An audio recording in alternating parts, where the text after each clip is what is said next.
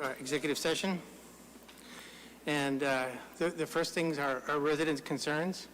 If you have anything, any statement you'd like to make to the board, please go ahead.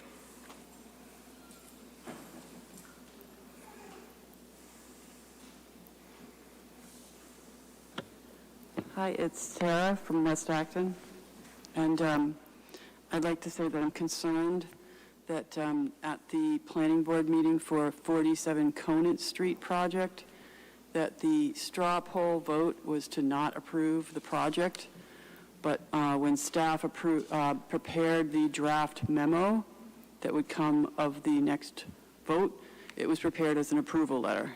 I think that that is a bad precedent to have staff prepare approval memos. It puts the planning board members, as far as I've been told, under a lot of pressure to vote to approve something, and that if there's going to be a draft memo, there should be one that's an approval and a denial so that it can be an actual fair vote. So I hope that the select board does something about this. Thank you. Thank you.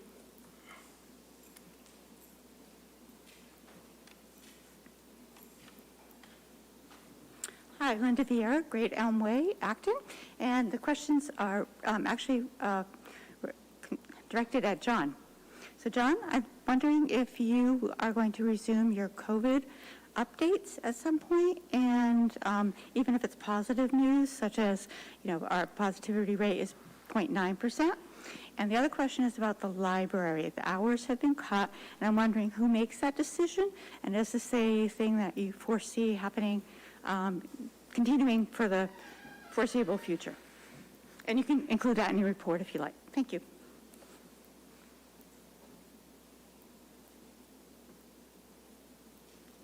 Did you want to respond? You don't have to respond. As was mentioned, I was just going to include it in my remarks later, but I guess I can address it now if you'd like me to. Or you can include it in your remarks for later. That's actually fine. Okay. Anything else? If you'd like to speak, please come to the microphone. Thank you. And say who you are and where you live. Yes. My name's David. I'm on Great Road in Acton. Thank you for letting me speak. I wasn't able to call in time for the last town meeting. I just wanted to say a few words. I heard some of the conversations regarding Pam's hateful comments about our Chinese American neighbors. And I know some folks were saying we should care about Pam's mental health and take that into consideration.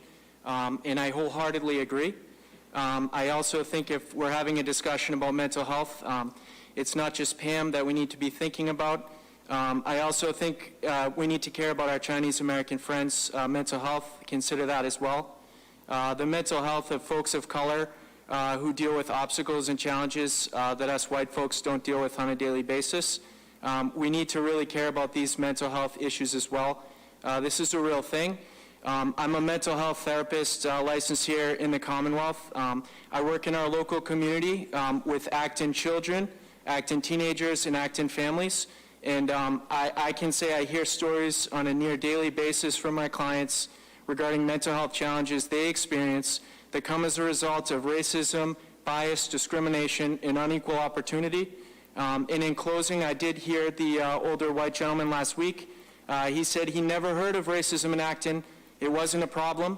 I'm not surprised. Racism is not a single act, it's a system. And the system was designed to benefit him and me and other white people. In hearing his comments, it sounds like the system has worked. His statements are evidence of that. I hear about racism daily from my clients, and unfortunately it exists, and it really affects people's mental health. It destroys confidence, it causes anxiety, it causes depression, avoidance, second guessing of oneself, it can erode self-esteem, it can be traumatic and embarrassing. And I will close by saying this, guys, thank you for listening. I love our community, and it gives me great hope that we can continue to open our hearts and our minds. This is not about tearing communities apart. This is not about canceling free speech. In fact, I'm using my free speech right now, and I love America. This is about bringing communities together and loving people. Love, compassion, empathy, understanding, and kindness are the ingredients, in my opinion. Thank you very much. Thank you. Seeing no one else in the room here, is Matt on? Matt, are there any electronic hands raised? We do not have any hands at this time, Mr. Chair. Okay, thank you. Moving along, I don't have anything in a chair update, so I'll go right to Town Manager. Thank you. Good evening, everyone. Yes, I was going to provide an update on COVID cases in the community tonight as part of this meeting. There are currently 8 active cases or current cases of people in isolation due to COVID, and that brings our total since the beginning of the pandemic to 994. It's something that we're continuing to monitor on a daily basis, as we have. Data is published daily on our website, which is still running, actonma.gov/COVID-19, or you can get to it from the homepage. In terms of the email news flashes that we would send out over the last year and a half, we haven't brought those back at this point, but that's a good suggestion. So we're going to continue to monitor the situation. As you can see across the country and the Commonwealth, there have been an increase in cases in the last few weeks, so we're watching it very closely. Regarding the library hours, if you remember, during the pandemic, we cut the public hours down to 0, which is unfortunate, but every building was closed, so we had to do it. And then since that time, we've been steadily increasing to bring them back to the 66 or so hours that we were traditionally opened on a weekly basis. So I'm not aware that I thought we were right back to that target at this point, but if we're not, we can find out why. And our intention is to go back to that. So it's the first I've heard that we've cut hours, if that's the case. Thank you. Member minutes. Just start. Jim, do you have anything? Sure. Let's see. Find my notes. So a follow-up on Article 14 first, the home rule petition that we passed at the last town meeting. We're waiting for a hearing date. The first 3 towns that did file similar petitions to allow for all electric connections in new and major rehabilitation. Jim, turn your microphone. Oh, thank you. That should be, okay, let's try that again. This was a follow-up on Article 14, which was the home rule petition to have Acton be allowed to regulate fossil fuel infrastructure in new homes and major rehab. The first 3 towns, Arlington, Lexington, and Brookline, that have done similar things, have their hearings tomorrow before the Municipalities and Regional Government Joint Committee. So now we're waiting for a date for Acton, Concord, and Newton, which have all filed similar actions. And when we know about that date, I'll be seeing who can go in, who can participate in a Zoom meeting to testify from Acton, and I'll be preparing some testimony for the board to consider in case the board would be willing to sign on a statement in support. So that'll be coming up at a future meeting. The other thing is that Mbta and I, along with a lot of other people, have been involved in an effort recently to bring together the Acton Climate Coalition with its concerns about climate with renters and other apartment dwellers. And we had a big kickoff meeting in July 17, great turnout, more than 50 people in person, more than that on Zoom. Perhaps if the chair would allow Mbta to speak now, she could sort of follow up on what else is going on with that group. Okay. Are you done? Yes, I am. Thanks so much, Jim. Exactly like you said, this group has been meeting for quite some time. We have been really grateful to have the help of Climate Mobilization in terms of gathering us together as a group, pulling together people from town government, people from local advocacy groups around housing and climate, and also renters, because we really wanted this to be a renter-focused effort. The kickoff meeting was great.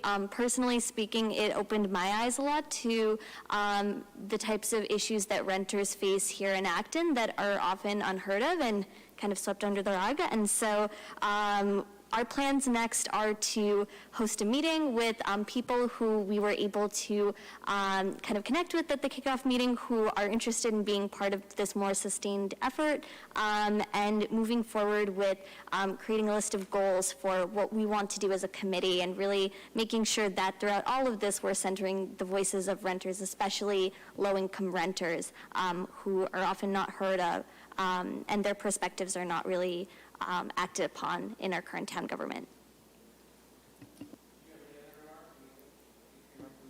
That is all I have. Thank you. Yeah, no particular comments. I wonder if the issue with the library is related to, usually they cut back their hours during the summer anyway. I wonder if that just sort of is compounding in the issue.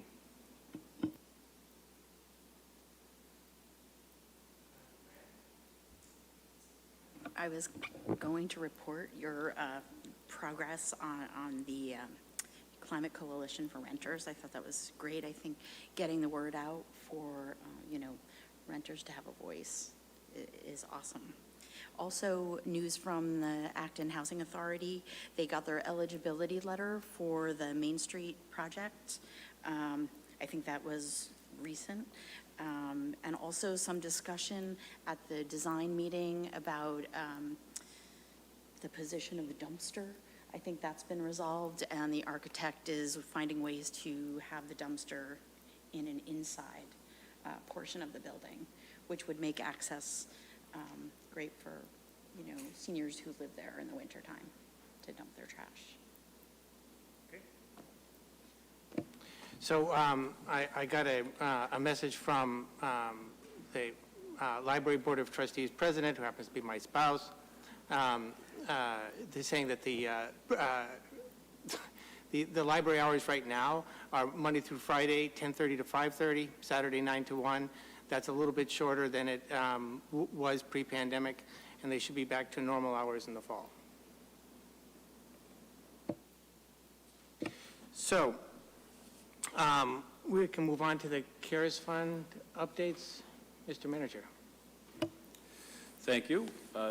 Over the last year, the town was awarded or allocated, I guess I should say, $2.09 million in federal CARES Act funds, and we were able to use this funding to help many initiatives throughout the community. We provided support to the school districts, both regional school districts that we're part of. We made some improvements to make our buildings and our employees safer, and we also help support the school's food distribution program.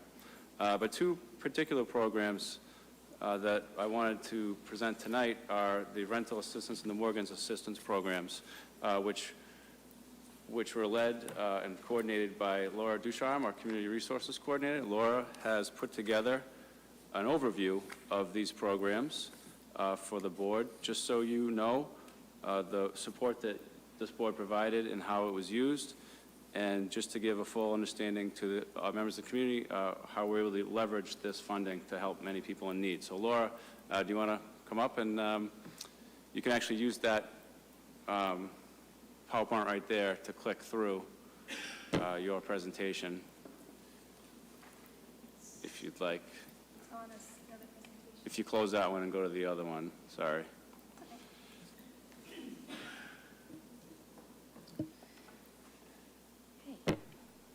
Good evening. Thank you for the opportunity to speak tonight on the housing assistance programs funded through the CARES Act. During the COVID-19 pandemic, the town administered both a rent and mortgage assistance program. These programs were collaborative efforts between the town and the Regional Housing Services Office,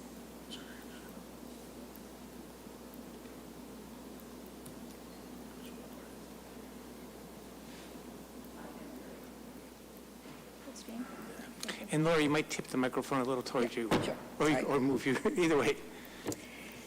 So the Mortgage and Rental Assistance Program were created by a collaborative effort between the town and the Regional Housing Services Office, who actually created the program models that I'm going to talk about tonight.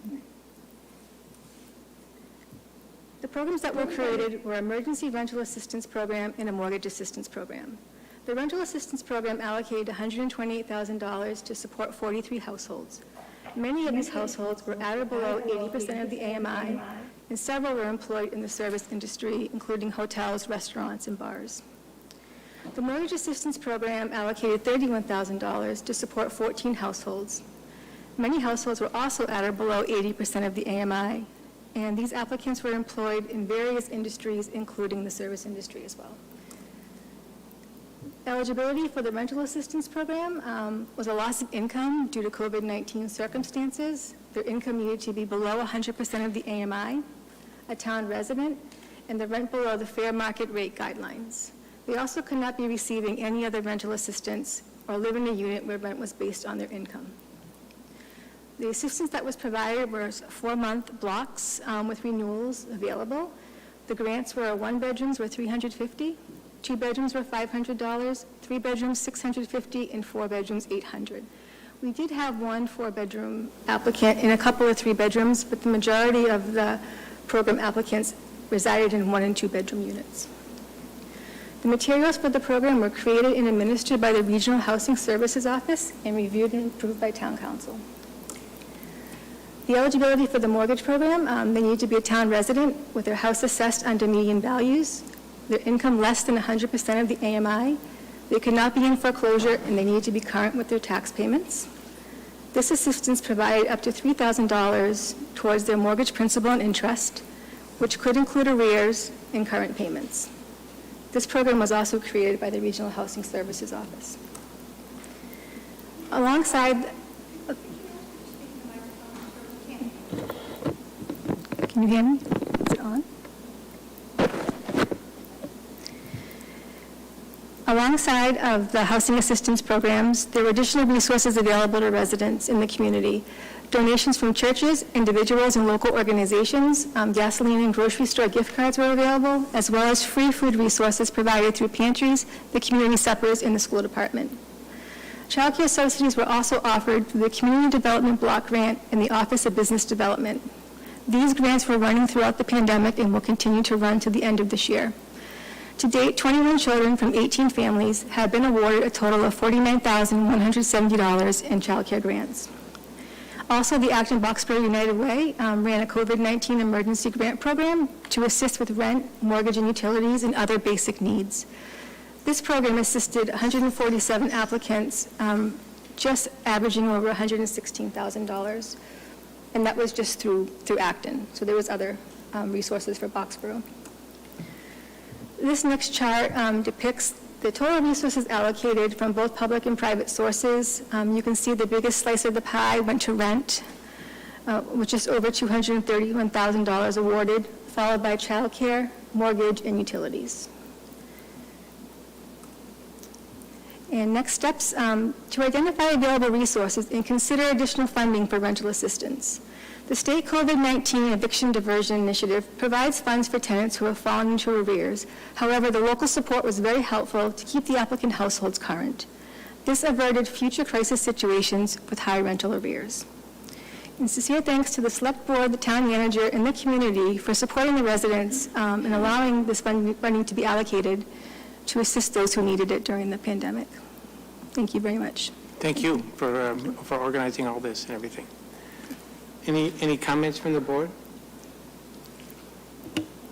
Jim, please. Laura, what were the requirements for participating in the child care assistance? And is that program still active for new people to apply for? Yes. The child care program is still active and it will run through December 31st of this year. The income guidelines are 80% of the AMI. Mm-hmm. And it can be used for preschool or daycare for kids under 4 years old, and it can be used also for school-age care. Great. So the grants that are awarded are $3,000 for the preschool and younger children and $2,000 for the school age, with possibility to increase the funding. Thank you, and I think I know what AMI and FMR are, but could you just spell out those acronyms for us? The AMI would be the area median income. Okay. So for a family of 4, that was about 95,000-ish. Okay. And the FMR would be the fair market rate, which would be the fair value of rental units. Like, we didn't want to assist people who were living in very expensive rental units, you know, and that did happen. Yeah. Got it, thank you. Oh, Imogen, please. Thank you. I was wondering if you could elaborate more on the potential available resources that we're starting to identify for continuing to fund these types of programs, which are still really important, especially for a lot of renters who are still looking to find jobs, who are still very financially unstable, you know, even in, quote, the aftermath of our pandemic. And also, I was wondering if I could hear your thoughts as well as to ways to increase outreach and really make sure that the people who are in most need know about these resources and ways and kind of best practices that we've learned from this year and how we potentially can kind of carry that through. Sure. Both the rental and mortgage assistance program ran from around June of 2020 until May of 2021. So those programs are officially closed due to funding being exhausted. The child care program will still be running through December. And there's also additional funding in the community. We do have a lot of small local nonprofits, charities, the Acton Boxborough United Way, all have funds, including I have some funding downstairs to assist, to keep continuing assisting people. But that's very short-term funding. It's not long-term. It's not meant to be every month. It's like a one-time help kind of thing.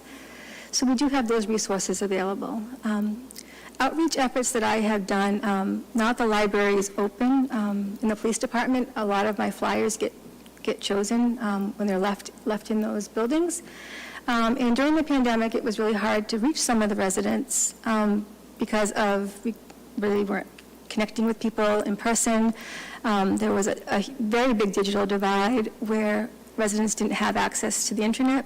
They might have used the library or other free resources to get that internet. So I did a lot of my outreach actually to the landlords of these apartment complexes that we have in the community, and it really turned out to be a great partnership. You know, they e-blasted information out to the residents through their own internal email shells. They connected with me, they called me, they identified people who needed help. So during the pandemic, the landlords were really key to making these efforts work. So, did I answer your question? Yes, thank you. Okay, thank you. Anything else? John? I just wanted to mention that Laura really did a tremendous job overseeing these programs that basically came out of nowhere, in addition to all the other programs and support that she provides to many people in our community, many families, many different groups of people. So I just want to thank her for her work and building some partnerships with key agencies like the United Way, like the Regional Housing Agency, Regional Housing Services Office, and other groups that helped us bring this federal money into people's hands that needed it. So thank you, Laura. Yes. Yes, thank you. I know you help people in a lot of different ways, you know, not always in a program, but point them in the right direction and things like that. Thank you. You're welcome. It was great to have these formal programs available to the residents. It was the first time since I've had this position that the town has introduced these programs into the community, and they were a success, and people really appreciated the support and the help. Thank you. Okay, thank you. It's nice to put a face with the name.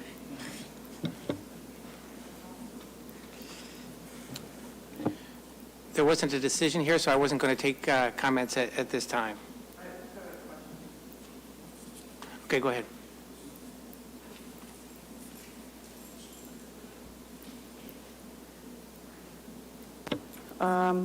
So for our officials, I want to make sure, the question that there's a service to help fill out forms if people are having trouble filling out the forms.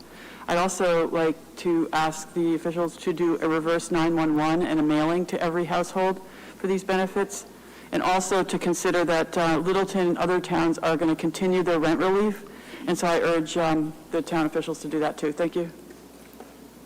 Thank you. Okay, we'll move on to the proposed tree removal at Bumblebee Way and High Street. Thank you. So earlier in this month, I received a note from a resident who I believe is moving into that neighborhood or just recently has, about the safety of access leaving Bumblebee Way onto High Street. The Bumblebee Way is a common driveway that's being constructed on the former location of 46 High Street. And the tree, so the resident that contacted me said it's really difficult to turn out of the driveway because of the big tree that's in the way. And if the board remembers, this tree was the subject of discussions here, or maybe it was virtually, within the last year or so, about a tree hearing that was actually proposed to remove the trees. And the trees were retained as part of an agreement with the developer. So I just wanted to bring that back to the board. I did have the tree warden take a look at it. The public safety officials took a look at it and said, yes, that is a safety concern of the police departments. The tree warden, who's here with us tonight to answer any questions, did identify one of the trees as being unhealthy to begin with. So I just wanted to bring it back to the board. I don't know if the individual that emailed, is that, I forget your name, is it Jeff? Jeff. I didn't know if you wanted to give Jeff a moment to speak. Yes, I would. Okay, thanks. Thank you very much. Sure.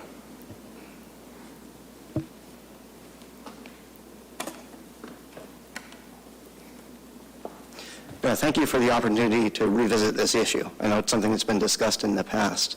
So my wife and I are now delighted to be new members of the Acton community. We moved into a development of 4 houses, 2 of which are now complete and 2 are being finalized in the next few months. So there are now 2 families living in this complex. 2 more will move in. All have small children or will have soon. We noticed very early in moving into this development that there are 2 trees, one in particular that is very close to the driver's side, that obstruct to a frightening degree visibility pulling out of this Bumblebee Way, the private way, onto High Street. So I submitted a letter. We contacted a number of officials in Acton to try to raise this as a safety concern. I know it was discussed in the past and looking through past records that these are shade trees and they're something that certainly should be protected. But in this instance, I think anyone trying to drive out of that facility, and we've had a number of people, Verizon for instance, asking us, is that tree going to come down because we can't get our truck in and out in a safe fashion. The trees are, I believe, 44-inch and 35-inch diameter trees. Their location on either side flanking this Bumblebee Way is about 8 feet away from the pavement and about 1 to 2 feet away from High Street. So the positioning of these trees when you're sitting in the driver's side obstructs about 45 angular degrees of visibility. Looking into this, that roadway, High Street, is a street that has, I believe, a 25-mile-per-hour speed limit. So the Federal Highway Administration recommends, I believe, 275 feet based on stopping distance. There was an engineering report that was put forward and I believe submitted to the town last year evaluating the proposal for the development. They also came to the conclusion that that kind of sight distance is required on either side just for safety, and it clearly cannot be met. I think there are diagrams and schematics, but when this was considered, it was a theoretical issue. You can look at the numbers and look at the calculations, but when you're trying to pull out of that, it is clear there will be an accident. It's not a matter of if, it's a matter of when. And I think that accident will happen rapidly as more and more people are pulling in and out of that facility. So I would ask that decision to keep the trees there be revisited from a safety concern. It's a safety concern for the families who will be pulling out of this roadway, but also for the traffic just going on High Street. It's very difficult for them to see a car pulling out, and they will be surprised, as they have been already on several occasions in the last weeks, when we pull out of the roadway and we don't see a car. It takes two of us to pull out, one looking in one way, one looking the other, creeping along to get little glimpses in different directions, and then rolling the dice as we pull out. And it's just not the way that roadways should be designed. So thank you for listening. Thank you. Can I just ask you a quick question? Please. I live kind of across the street. So across the street and down just a bit. When you're pulling out, the tree that's on your left is the big problem. Is that correct? They are both problems, but the worst one is the one on the left, simply because the pulling out, the driver sits towards the left, so the tree is 8 feet off the pavement, so it's 10 feet from the driver. So this large object close by obstructs a very large angle. Looking to the right, the tree is also 8 feet off the roadway, but because the driver is displaced, it's more distance, so it's a slightly smaller angular distraction. They're both dangerous, but the one on the left is I completely understand. Awful. I love the trees. When we saw it, we thought this is really neat to have a beautiful road going up in between two big trees, but when you actually try to navigate that, it's not so beautiful. Thank you very much. So I just wanted to give my perspective here from the original tree hearing, which was not a board hearing. I attended that as a nearby neighbor. I'm not an abutter to this, and I just attended it out of interest. I expressed in that meeting that that I thought that I could easily see how the trees would be unsafe, and I thought the developer should pay the town for the trees and plant compensating trees. When the developer came here and we made that request from the select board, the developer was not interested in planting compensating trees and said that he could move the driveway to this location and that it would be safe in this location. And I specifically asked in that meeting about the sight lines, and were assured that the sight lines here were fine. So that's obviously not the case. That was, actually, I wasn't completely sure at that time, because at that point the site was not as developed as it is now, that, I wasn't completely sure where the driveway would be, but I was assured that, I didn't completely know where the driveway would be, but I was assured that it would be, have sufficient sight lines, and that's obviously not the case. I don't know if the developer is available or not, but to me, I would like to return to that thing. I think the developer should pay us for the trees and plant compensating trees, and that's what I've asked for all the way along as a private citizen and a member of the board the last time we were heard. Then we can hear from Mr. Gallagher. Matt, can you bring Mark Gallagher into be able to speak, please? You should be able to unmute himself and speak. Good evening. Hello. Good evening, and thank you for my conversation. A few salient facts. The original location of Bumblebee Way has changed from the first meeting that we had out there in the field. As you'll recall, we applied for removal of both of the street trees. The street trees were evaluated and determined to be sick, and we were granted permission to remove both of the street trees. There was an appeal from an administrative standpoint that the town had not advertised correctly, which left us vulnerable to an appeal.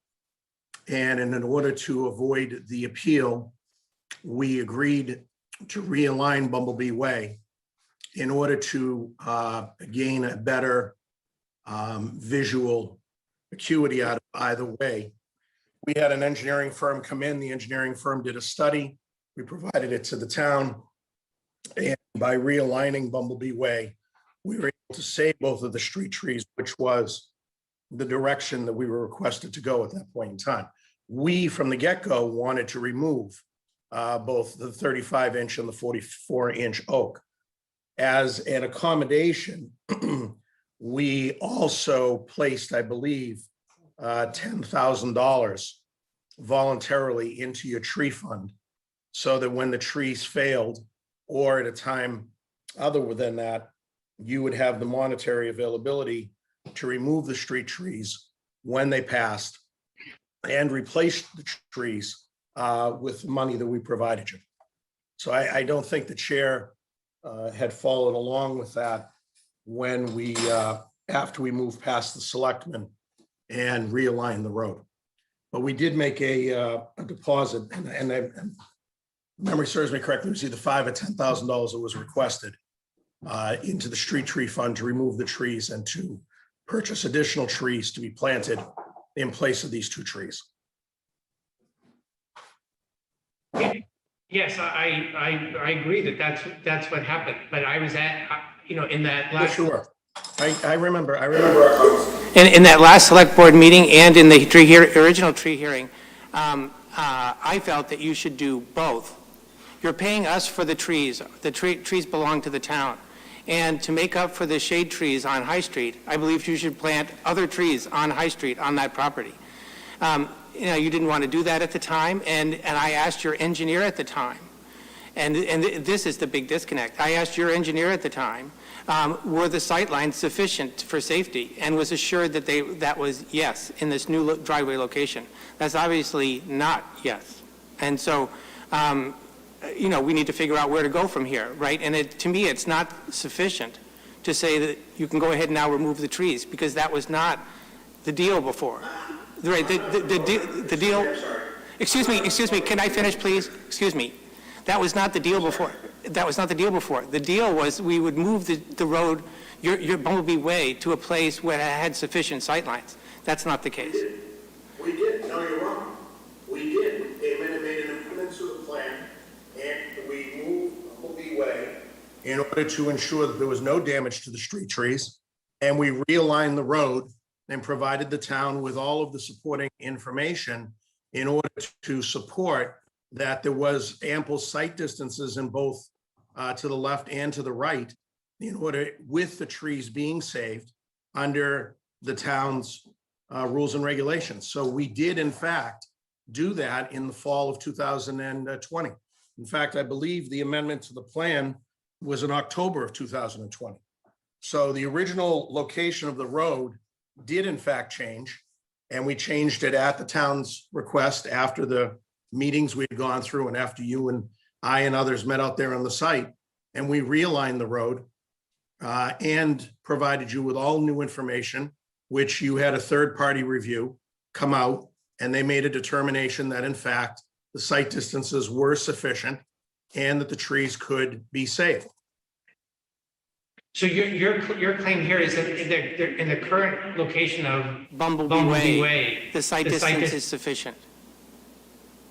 Even though, We did I believe what's called a technical assessment. We paid an engineering firm at the request of the town to do a technical assessment, which is a deeper assessment than is required as a traffic study or under the original subdivision approval. We had an engineering firm come in and do a technical survey, technical assessment, which they take the height and distance of a car rolling down Bumblebee Way at a certain height off of the ground, and they measure the site distances. And I don't remember them off the top of my head, to be quite honest. I was asked if I'd be available this evening for any questions or answers to be provided. I wasn't even aware that Geoff had applied to the town to have the trees removed. So you have all of the information in your files. The engineering department has them, and so does the planning department, because when we came in for the realignment of the road, we provided all of that information. So technically, the engineering firm that we hired at the town's request and the town reviewed it with a third party, made the determination that the site distances were sufficient for safety when we realigned the road. And we realigned the road to avoid having to take down the trees because of the, the error that occurred in the advertisement of the removal of street trees. The tree warden had approved removing the trees, and I believe was a proponent at the time because the trees were decaying. There was a lot of damage done to those trees long before we acquired the property when they put the new curbing down along High Street. I don't know what period of time that was. And also when they replaced all the new they put all new gas lines down High Street. All of the roots that are on the High Street side of the trees were all damaged during that period of time. From my point of view, I think we agree on everything except that the result has sufficient sightlines. I don't see how you could possibly say that I would like to see the engineering report that says that there's sufficient sightlines here. I mean, I would encourage you to go look at the file. And again, my memory of this last fall is that we had an engineering firm do a heightened assessment of the site distances because of the concerns. And they did this technical assessment and provided it to the town, and the town, as I said, had a third-party engineering firm review all of the data and information to my knowledge, and came back and said that it was done correctly and supported the movement of Bumblebee Way, which I believe we moved up High Street towards that 44-inch oak in order to gain the correct site distances. The site distances to the right, as Geoff said, are not as much of a concern. It's to the left. And when you get down to enter onto High Street at that last 8 to 10 feet, that 44-inch oak becomes an impediment. Prior to it, as you're descending down Bumblebee Way, you have, I believe, sufficient, from what I've read, sufficient. I'm not an engineer. I can only repeat what I paid to have the engineering firm provide you, because there were questions asked, and that's exactly what we did. So all of that information is in the town's files and had been reviewed. We went in front of the planning board to move Bumblebee Way. We moved it, and I believe that was October 20th of last year. Yeah, I just have one more question before I open it up to the board. press the board for questions. Are you willing to plant compensating trees on your property there? I mean, there's certainly plenty of room on the other side of the sidewalk. I mean, not using the town's funds for the trees that are removed. Are you prepared to do that on your own? So to address that in a circuitous way, in order for us to, there's been several requests by the town staff as we've constructed this road. The sidewalk that was constructed along the frontage, which I believe the town constructed at some point in time in the last 10 or 15 years, did not meet the ADA standards. When we realigned Bumblebee Way, we had to reconstruct or reconfigure the drainage pond that you see on this plan in a way that allows water, when it overflows, to come down and skirt along the sidewalk. In order to do those things, we have to realign the sidewalk and provide an additional easement. And the town staff asked if we would make the sidewalk ADA. So we have to drop, if you're familiar with the property, you remember where we stood when we spoke that evening. If you were to walk back up High Street, there's a large bump on the other side of the driveway where the original driveway was. We're actually going to go on to, I believe, which is Audubon's land. The town staff has sought permission to do so, and we're going to cut the entire grade so that it's an ADA accessible ramp as you enter and exit Bumblebee either from either side of the road. And we're going to cut that all the way back up. So in terms of real estate, to answer your question, I'm not sure there's a lot of real estate that's going to be left for us to plant additional trees. And that's, I believe, why we compensated originally the money that went into your account was so that you could have trees planted somewhere else other than on this property. If there is land when we're done that is, feasible for us to put, 2 or 3 additional trees in, I'm happy to plant some trees. I wasn't against it when you and I spoke originally. However, having said that, if that's what's necessary to make this all work out, that's fine. But we've done every step of the way what has been requested of us in terms of additional work to the sidewalk, dropping the sidewalk, building new sidewalk, adding in a new easement. And, my concern is as we try to work around these trees, we don't damage them on our side of the property so that the root structure causes it, to die should you decide to leave the trees there. Thank you. Dean. Thank you. Thank you. So I went out there today and took a look, and for those who might or might not know, I'm a certified arborist and actually served as tree warden for the town for many years, not presently though. So I evaluated the 2 trees. Just from the safety point of view of the health of the trees, the 35-inch oak is a real problem from my point of view. One of the pictures that was sent to us shows fruiting body at the base of the tree. I noticed a few others out there today. This is a sign of wood decay in the roots, and it's not something that happens overnight. It's something that's been going on for quite some time, and I tend to agree with Mr. Gallagher that a lot of this root damage occurred probably with the other work along High Street and along the sidewalk. So although from a sight distance point of view, the 35-inch oak that's closer to Main Street probably is not quite as much of a problem, I think in and of itself, it's a hazard.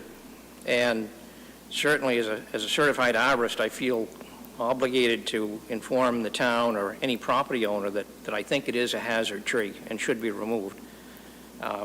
My opinion was kind of confirmed by this early on. Mr. Hunt, who's now the tree warden, had noticed the same sort of issues. The 44-inch oak also has some pretty extensive root damage at the base, again from either errant snowplows from High Street or from construction work along High Street. And between the street on one side and the sidewalk on the other, the rooting zone for that really massive tree just is not sufficient to support the tree. And eventually, in my opinion, that tree is going to die. Certainly standing there on Bumblebee Way, the way it's constructed now, regardless of what any engineer said, that does not provide any kind of decent sight distance looking towards Route 62. I'll draw a comparison here with work that we did years ago where Audubon Drive enters onto High Street. The original developer saved as many trees as he could, but then what happened was we were constantly getting the complaints because the visibility was so terrible pulling out of Audubon Drive onto High Street, and we had a senior citizen development in back there.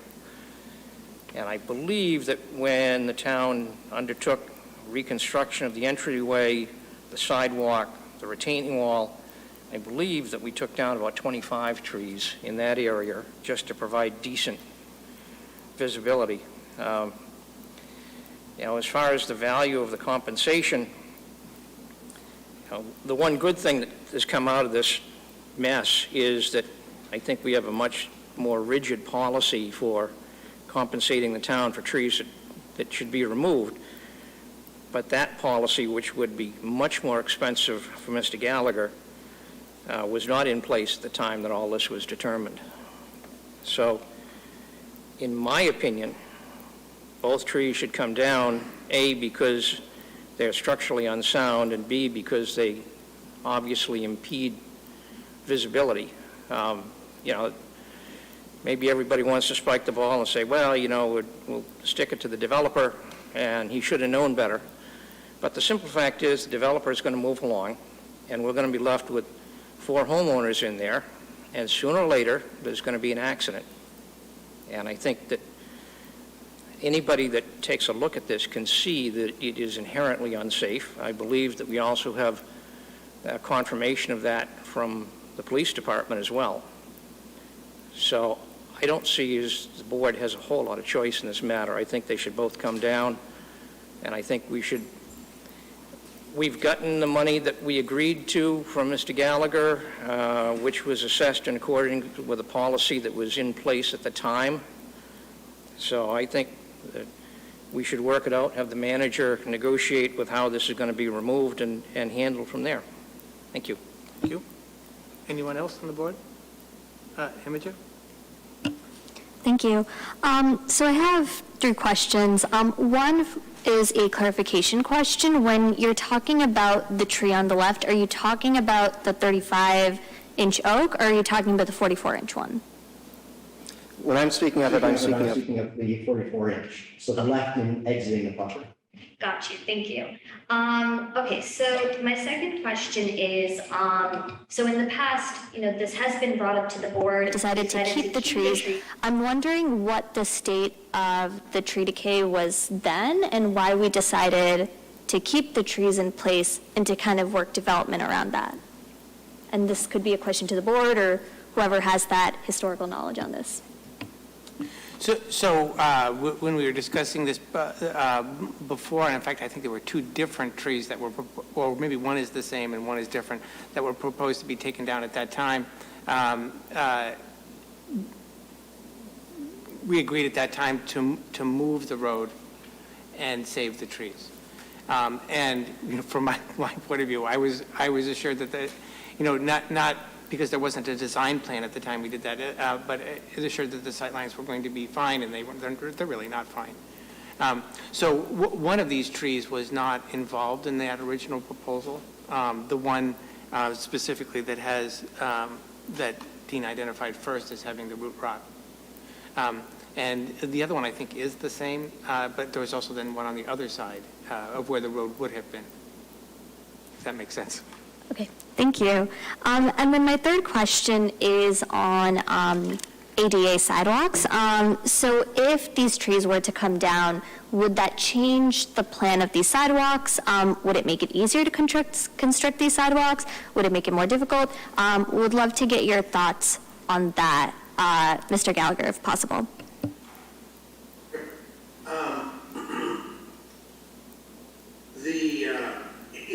If the 44-inch oak is removed, it would make it a great deal easier to meet the AD. We're going to meet their AD requirements anyways, because we've been requested to do so.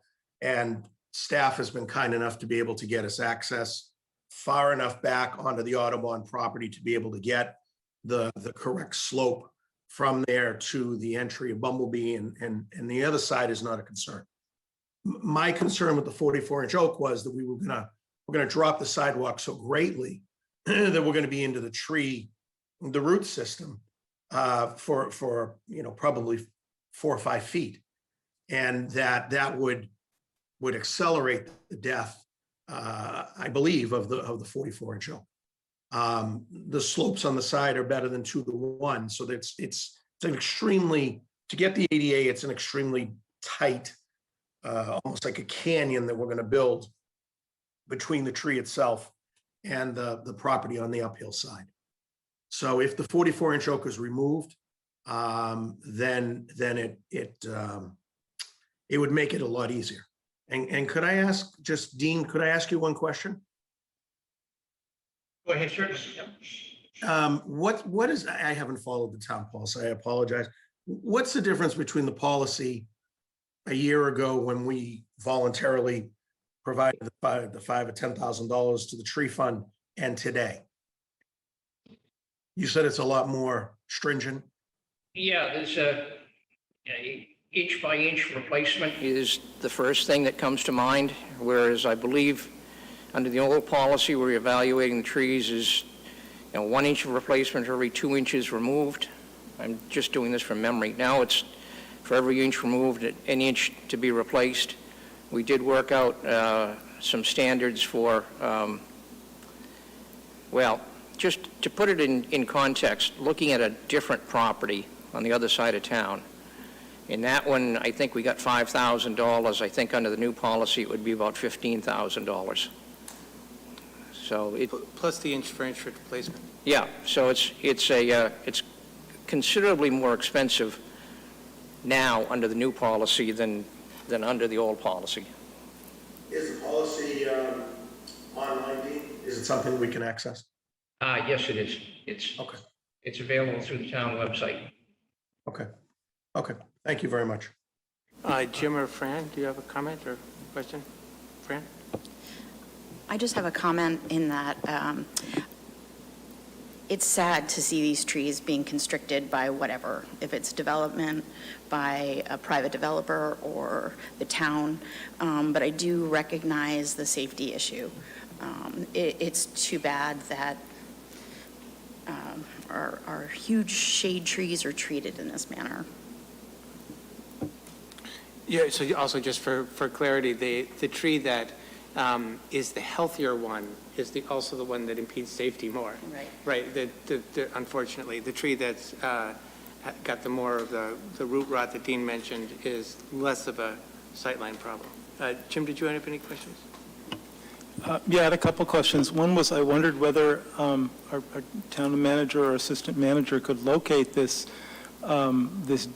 document where we requested a third-party review, and there was sight lines were described as sufficient with this new alignment of the driveway. Is that something that could be located? Certainly not at the moment, but we could do it after this meeting. Okay. Or, Thank tomorrow. you. And I guess my other question was if it would be okay to ask our tree warden some questions, Ryan Hunt, if he's here. Is he still here? Yes, he is here. Hey, Ryan. Come on down. While he's doing that, I think the traffic thing, I mean, I can't believe that they, whoever, did this. You have to sit back, but then you can see, but you're back from the street, and then you have to go on full faith. Got it. Yeah, right? You sort of look around the tree. You have to completely trust that what you saw there is still there after you get by the tree. Okay. So Ryan, I think when the last time we heard from you, you were talking about the 44-inch oak and another oak that was farther down the street. So I wonder if you could remind us about the relative health of that 44-inch oak, and also confirm Dean's assessment about the 35-inch oak. Yeah, just like Dean said, the first letter I gave to the builder was that he had permission to take them down, and then it got rescinded for the exact same reasons. There's very obvious decay in the smaller of the two oaks. The 44-inch one, that's the big visibility problem, doesn't have as much obvious, but it's also actually closer to the edge of pavement than the 35 inches. So there's more plow damage and it's more prone. And because it's a 44-inch oak, it has a bigger root zone, which has been cut away from both sides in every direction. So it's basically destined to fail. Yeah. Thanks. Just wanted to. It doesn't have, there's not a huge lifespan yet. You don't see any much bigger than 44-inch oak trees around, so it's at the end, and it's had a rough life being right on the edge of pavement. So, Thanks. I think I'm ready with some comments. If it's the time to move to comments.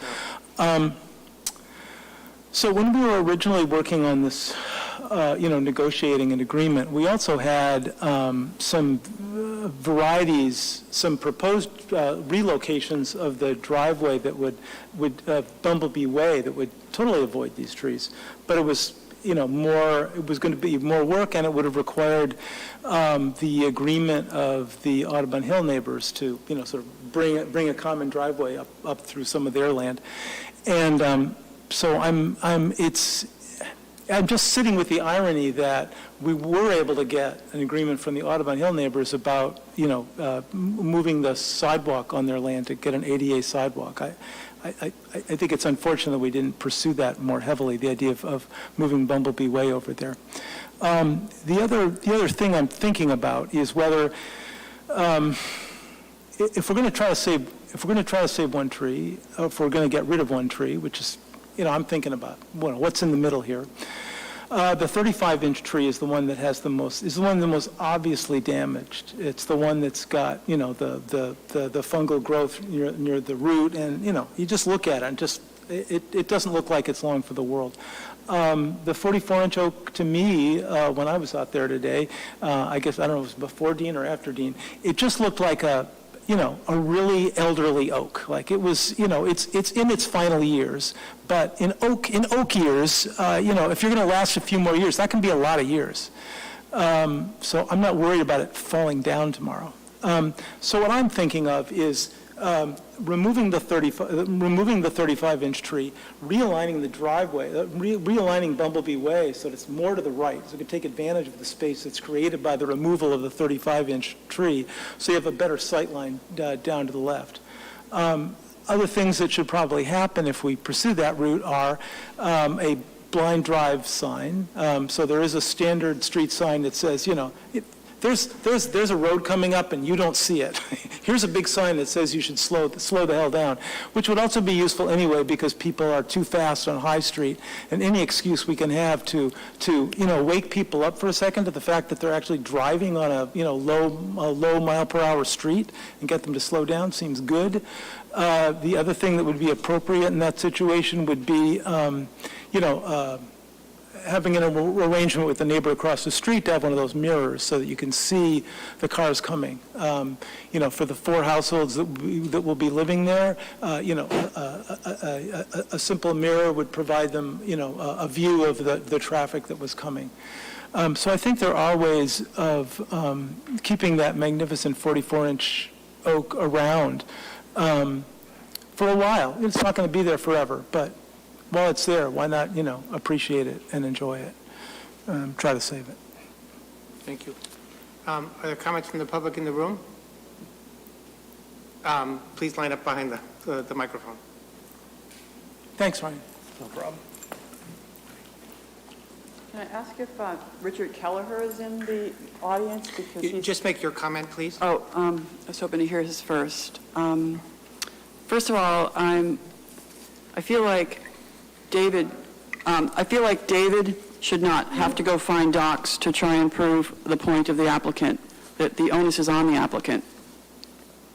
Secondly, it's sad that we spend so much time trying to accommodate developers and new people moving in and give so little regard for these sacred 100, 200, 300-year-old beings that have been there long before anybody had an idea about Bumblebee Way. That the applicant had the chance to redesign the driveway, didn't, had the chance to protect the trees, and didn't. We have pictures of construction, heavy items being put right next to the roots. That the human impact seems to be, oh, well, I guess it's reasonable because I work for these guys, or I don't work for these guys, or I get these fees, or, golly, we just have to, go along with everything that humans want to do. And at some point, I hope that people stand up and stop the nonsense and protect these wonderful beings. And Martha Coakley's great words that she used when the bottling industry complained about, it was a casino industry complained that the state was talking about not allowing them to have a casino after they spent all this time and all this money preparing for the permit, that now we've decided we're not going to have casinos. Well, her words were that laws change. And the risk of doing business is that you have to obey the new laws. To give up and let these guys get away with this after how they treated these trees and refused all of the wonderful, easy, maybe a little bit extra money designs that Richard Kelleher and Peter Darlow and the Design Review Board very carefully laid out for him, I think it would be a travesty. And either way, I think you should post a new tree hearing. I think it's illegal to go on a past tree hearing and just open it back up without posting it so that the neighbors can know that this tree is now, their life is now threatened by this developer yet again. And I won't even comment about the house that they wanted out of the way that magically burned to the ground. But I think there's plenty of room on there to be creative and save these trees, and I hope you guys stand firm. Thank you.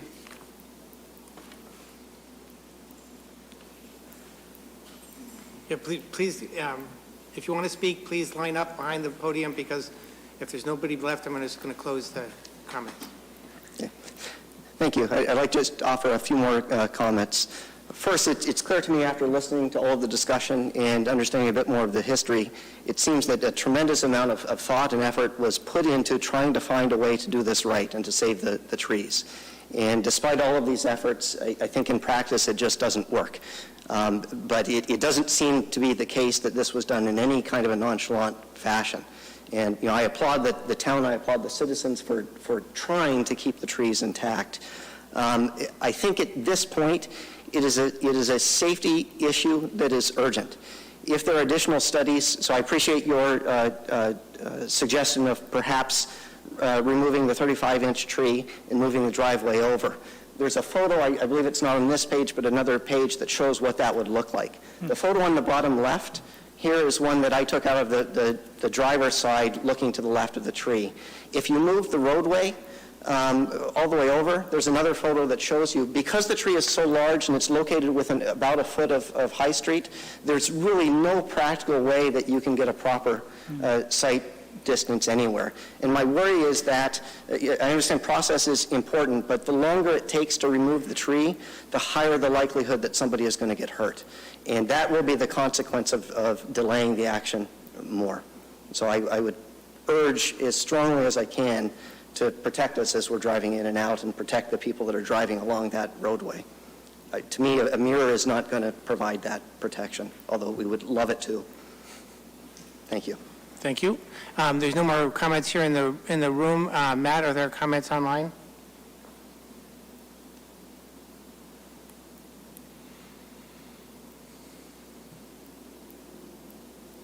Matt Murphy, are there comments online?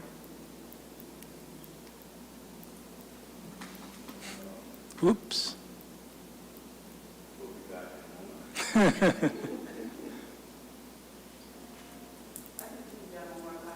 No, thank you. No, thank you. Can you hear me?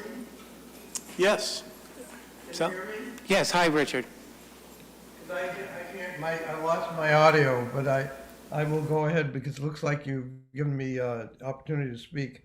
This is Richard Kelleher, 46 Brewster Lane, and I would like to agree with Jim's proposal. I've offered several, I think he referred to some of them.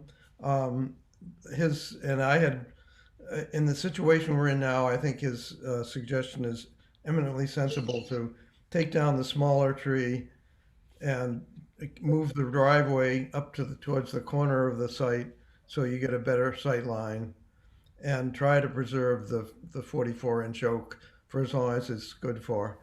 I asked a question about something that may be impacting it still and is causing difficulty, and that is the need to comply with ADA on this sidewalk. I mean, this whole hill is ADA uncompliant. So why try to make this little stretch at great effort and a great impact meet ADA requirements, at least in terms of slope? So I think that's a fool's errand and should not be followed unless there's something that I'm missing.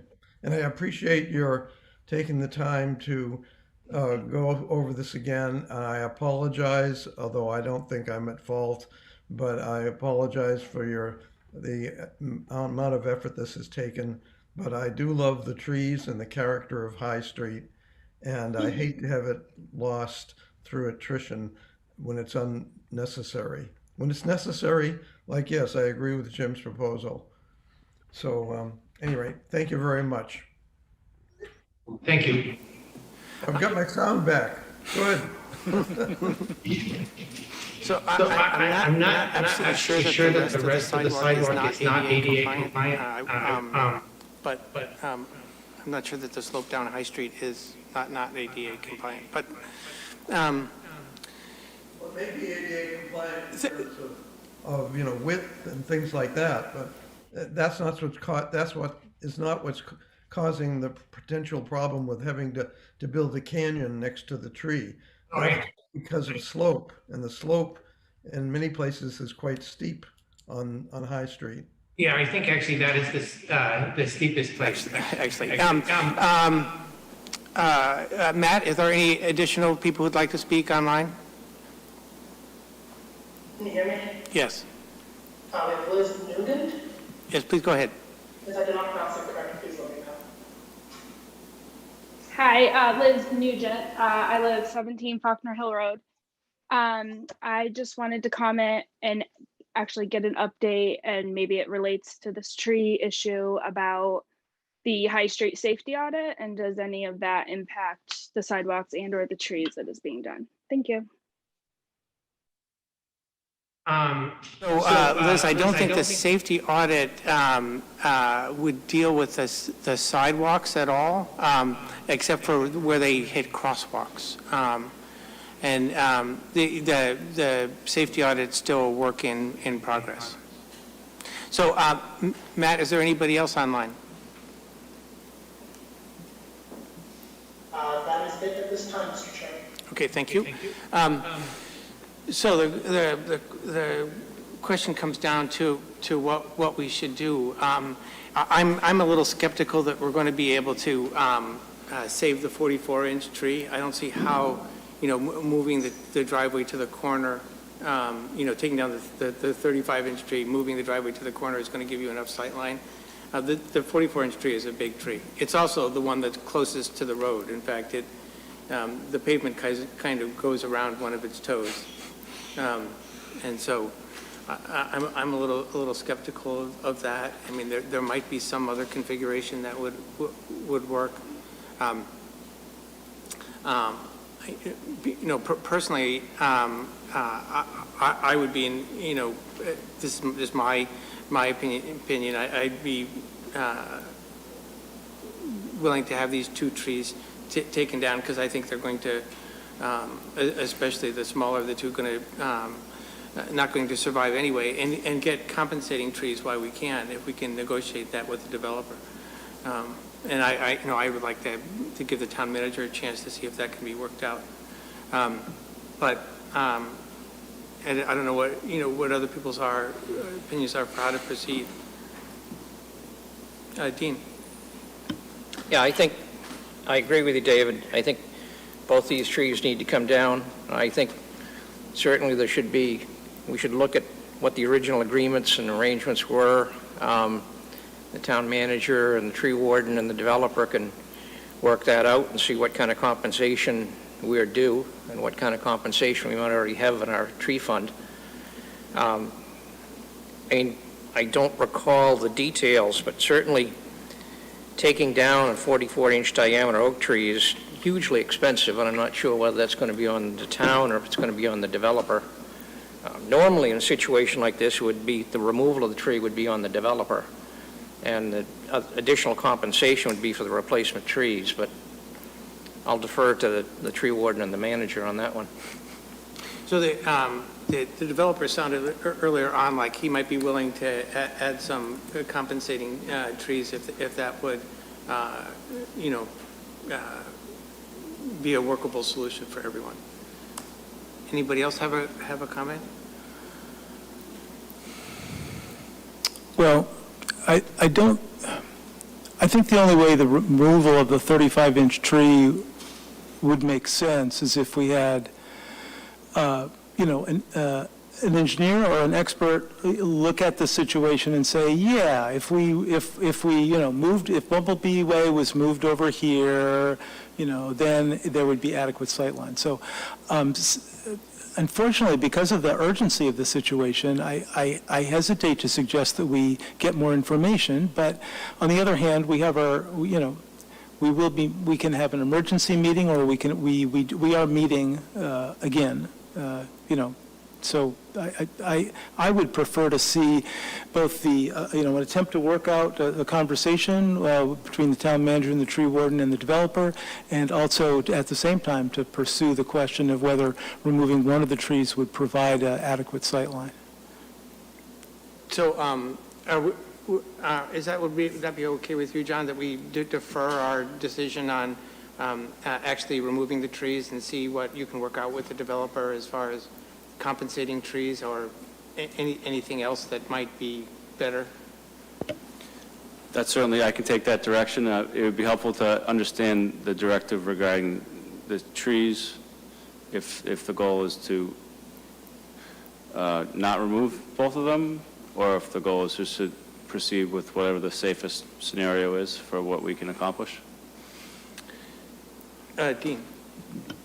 Yeah, I think the 35-inch oak, I think there's no point in even discussing that. What I saw today was alarming, and I think that should be removed forthwith. The 44-inch oak is maybe not quite as bad, but I think that it's, from a structural point of view, but I think it's doomed. So, we talk about this now, then we wait to see if it fails in a hurricane this fall because of insufficient rooting, or we talk about it again next spring. But I think it's just kicking the can down the road, and I don't see the point in doing that. So personally, I think from a safety point of view, both of the trees should be removed, and ask the town manager to work out the best deal he could get. Yeah, to me, once this project is done, I don't think we have the opportunity to get the compensating trees. So I would like to see us, to see the town manager try to remove that. So do I have a sense of the board that we're agreed that the 35-inch tree should go? The 44-inch tree is the bigger safety problem, but we'd love to see that saved in some way. And we can ask the town manager to work out whatever proposal seems appropriate, or the best, and then we revisit this, say, on our August 16th meeting. Yeah, I heard Dean make a stronger statement about, let's definitely remove the 44-inch tree, but you're certainly reflecting my thoughts accurately. And if Dean's willing to go along, then we'd have a way. This is, I'm not saying we wouldn't remove the 44, right? I'm saying that we would at least remove the 35. Right. Right. And then if there is either kind of some way to reconfigure things so that people really agree that the sight lines are good, or we get compensating trees. Does that make sense to everybody? Yes. And John, is that sufficient direction for you? Yes. Okay, thank you.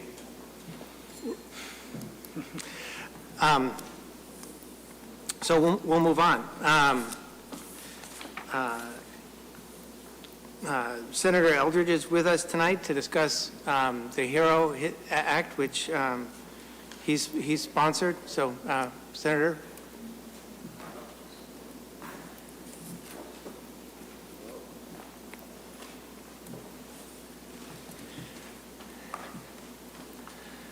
Great. Well, thank you so much, and I want to thank David Martin for inviting me to speak to the Acton Select Board.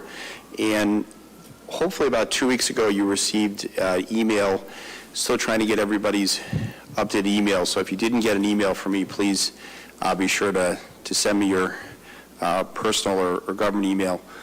But I wanted just to talk a little bit about a bill that I have filed, generally known as the HERO bill, the Housing Environment Revenue Options Bill.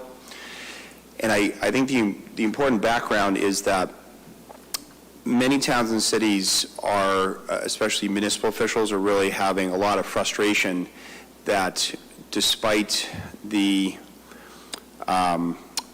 state laws and policies around affordable housing and combating climate change, that at the end of the day, there's not a lot of state funding getting to cities and towns for projects that you want to do on your own terms around climate resiliency and affordable housing.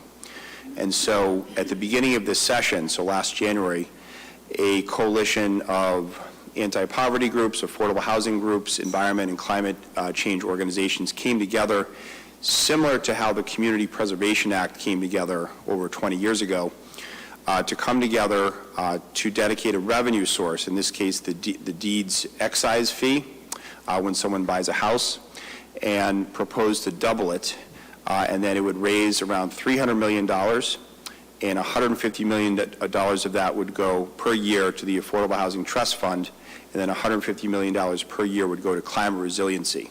And so this could be grants to towns and cities.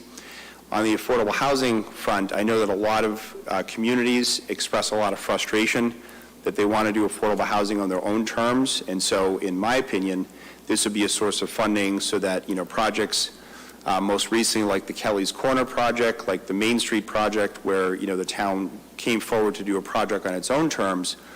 But, for example, that Main Street project is looking at a delay of 2 or 3 or 4 years because right now there's not enough state funding, and so these projects are waiting for years to go through the grant cycle. And the same thing on climate resiliency. And just to give a quick example, in the town of Westboro, which I represent, they just got a grant, a modest grant, but they got a grant for $57,000 to replace a culvert in downtown Westboro to increase river and stream flow. So that is the purpose of this bill. I'll just give the formal name. It's an act providing for climate change adaptation infrastructure and affordable housing investments in the Commonwealth. And I would just note that as far as where Massachusetts compares to other states, so right now Massachusetts charges about $4.56 per $1,000 of the value of a home. And so this is proposing to double that to $9.12. But right now, other states in the region, New Hampshire right now charges $15 per $1,000. New York is $12.50. Vermont is $12.50. And so just it's an obvious example, but just to give an example, is this would mean right now a house that sells for $400,000 is paying $1,800.24 in the deed's excise fee, and under this proposed bill, since it would be doubled, it'd be $3,648. A house that's sold for $700,000, as we know, fairly common now in Acton. Right now they pay $3,000, $192 in the deed's excise fee, and this would go to $6,384. So at least in my opinion, I don't think it's a barrier to home purchasing that's happening, and that can be money dedicated to climate resiliency and affordable housing for all communities across Massachusetts. So I know Acton and this board is really a leader around combating climate change, around supporting affordable housing. And so what I am doing, and I have spoken to the Mass Municipal Association, including their legislative subcommittee and their environmental and energy subcommittee, is we're looking to get support from municipal officials. So just ask for your consideration of that, and happy to answer any questions. I think it's a pretty straightforward bill. We really have a really powerful coalition, and working very hard to pass this legislation this session. Thank you very much. Thank you. Excuse me, any member of the board have questions for Senator Eldridge? Dean? Yeah, thank you, Designee. A couple of questions. One is the excise fee that we're talking about, is that the same fee that normally goes into the Community Preservation Fund? So would this be over and above that, or how do those two items interact? Yeah, that's a Registry of Deeds fee, so that's a filing fee at the Registry of Deeds, and that was increased last session to increase the state match, although it's still around 30%, I think. But this is a fee when you buy the house. Okay, so it's separate. So the two of them are two totally separate pockets of money. Exactly. I will say that the sort of nucleus of the bill is the connection, obviously, between the impact of climate change, not only the entire community, but on housing, particularly if you think about communities that are, on our shores, or, lower income communities have an even greater impact of climate change on housing and flooding and things like that, but it would be for all communities. So one quick follow-up. Is there any sort of a lower limit to this? I'm just wondering about the impact of the increased fees on, for instance, affordable housing or, lower priced housing. That's a great point. Are we, is it death by 1,000 cuts that, we just keep ramping up the cost of housing even for the lower end of the spectrum? Yes, so certainly there could be an exemption, so affordable units, this increase could not apply. I would say at the end of the day, I think it's a fairly, modest fee, but that could certainly be part of the bill as it goes through the committee process, and it's right now in the Joint Committee on Revenue. So it hasn't had a hearing yet, so that could be something that could be changed in the bill. Thank you. Another member? Anybody else? Dean? Sure. I'm enthusiastic about this bill from what I've read about it. I wondered if you had a particular letter or statement you were looking for us to sign tonight, or whether you just wanted a general vote of the board that we were supporting this bill, or what? Yeah, I know. Excuse me. I know that in the past, when the board has considered legislation, it's often just a template saying that you endorse the bill, but certainly can add things to it if you'd like. Anybody else? Oh, Hemingway, please. Thank you, and thank you so much, Senator Aldridge, for giving us this presentation today. I have two questions. One is, I'd love to know from your perspective the environmental justice lens through which you're hoping this bill kind of addresses. And then I guess the second question is, or I guess three questions now. The second question is, you have $150 million allocated for climate mitigation and adaptation, $150 million for affordable housing. Has there been any thought in funding solutions that kind of address both affordable housing and green climate solutions, which we see kind of go hand in hand in many ways? And then the third question is, with the sponsors that you have, are they a diverse group of sponsors? Do they represent renters, people who are low income, people who could benefit most from this bill?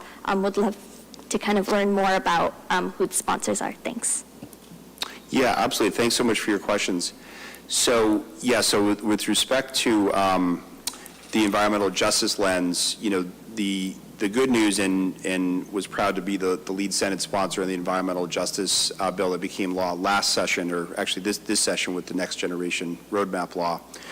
So certainly I would fully support the administration in terms of providing these grants that it could make sure that to prioritize environmental justice communities so they could score higher if they were an EJ community or neighborhood. So I would certainly support that. I will say one of the distinctions that this is different from the Community Preservation Act is, as proud as I am as the Community Preservation Act, because that it has to pass at the local level, more often than not it's wealthier communities that have passed it. So when I think of the district I represent, obviously you have Acton, you have Sudbury, you have Boxborough, but the town of Shirley hasn't passed it, the city of Marlborough hasn't passed it. So one of the values of this is that the money is available to all communities, not just those that have passed something at the local level. So hopefully they answered your first question. I'd certainly be happy to make edits to the bill to prioritize environmental justice communities. Was your second question about the mix of the two? Yes. Yeah, so that could certainly, I think that's the power of these being administered by two funds, is that they could certainly work together to fund, projects. I know one of the things I was very proud about at town meeting, highlighting that the affordable housing that has been approved is energy efficient and, is using solar, et cetera. So certainly, the two funds could work together to make sure that affordable housing that's funded is also climate resilient. So that's certainly possible, and that the bill could direct the administration to do that, or the administration could do it on its own. And forgive me, what was the third question? No worries. The third question was about sponsors. Oh, yes. So the lead House sponsor of the bill is a very close friend of mine, Representative Nika Eligardo, who represents Jamaica Plain. So she's been a real leader on affordable housing and climate resiliency, and is a person of color.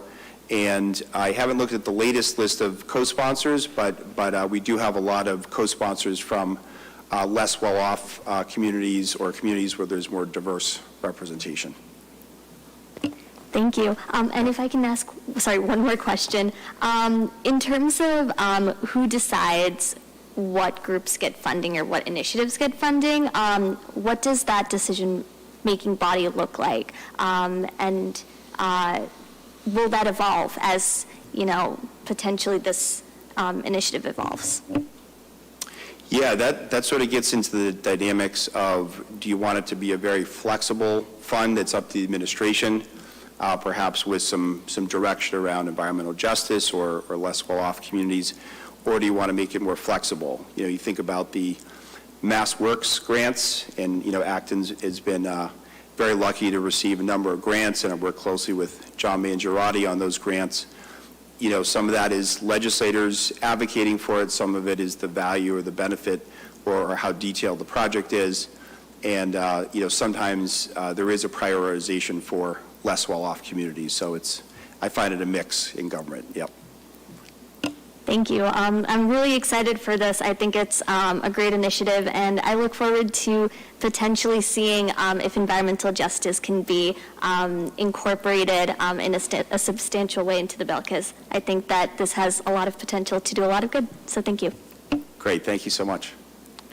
So my only question was kind of following up on a couple of Himige's points, was about the proposed grant process and criteria. So you touched on a few of those for environmental justice, and sounds like it's not settled yet exactly the structure of the grant process. But do you have ideas in mind for that? You talked about a couple of possibilities, but is there a proposal you have for the bill? There's no specific proposal as far as getting to that next level of detail. We're hoping the bill will be heard in the fall. And I'd be the first to say that, there's already opposition to the bill in some circles. So, I think it is going to be a multi-year organizing effort. That's my honest assessment. But, that's when we can get into the details. I guess the only thing is that I personally wouldn't want to micromanage it too much, because then you could sort of restrict which communities actually get the funding. So sort of a balance. Thank you. Mm-hmm. No more questions? Thank you, Senator. I'll take comments from the room. Yeah, well, I'm sorry, we're only going to need the microphone. Yeah, absolutely. And this is my first in-person select board meeting of any of my communities, so great to see it. I like the setup. Come on back. Hi, yes, I love this, but I hope that any support that the select board gives will be in line with the housing production plan. We worked really hard on establishing that we would do things predominantly through rehab and predominantly for people less than $50,000 a year. And one of the reasons that is that in terms of EJ, we are hearing that from anti-gentrification groups around the state that a lot of 40B projects gentrify blocks of neighborhoods. So do we really want to take the transfer tax fee and give money that goes to developers that then gentrify, when we intended to have justice be part of the program?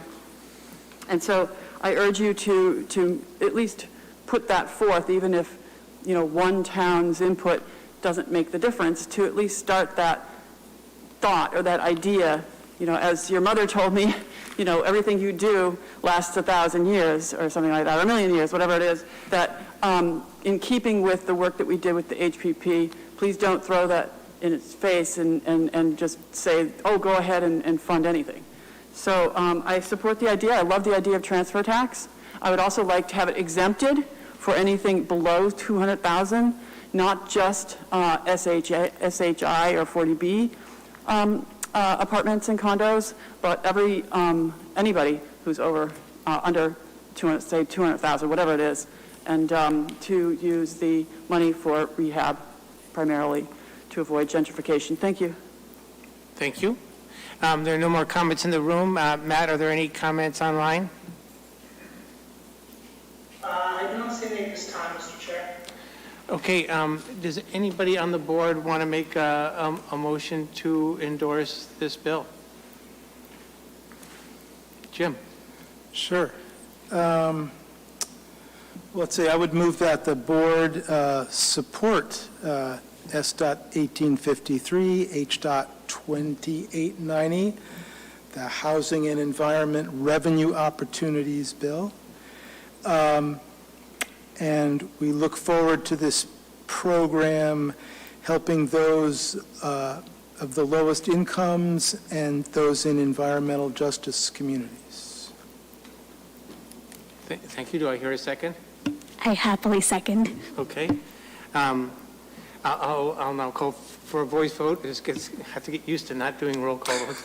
All in favor of Jim's motion, say aye. Aye. Aye. Aye. Anybody opposed? It's unanimous. Thank you, Senator.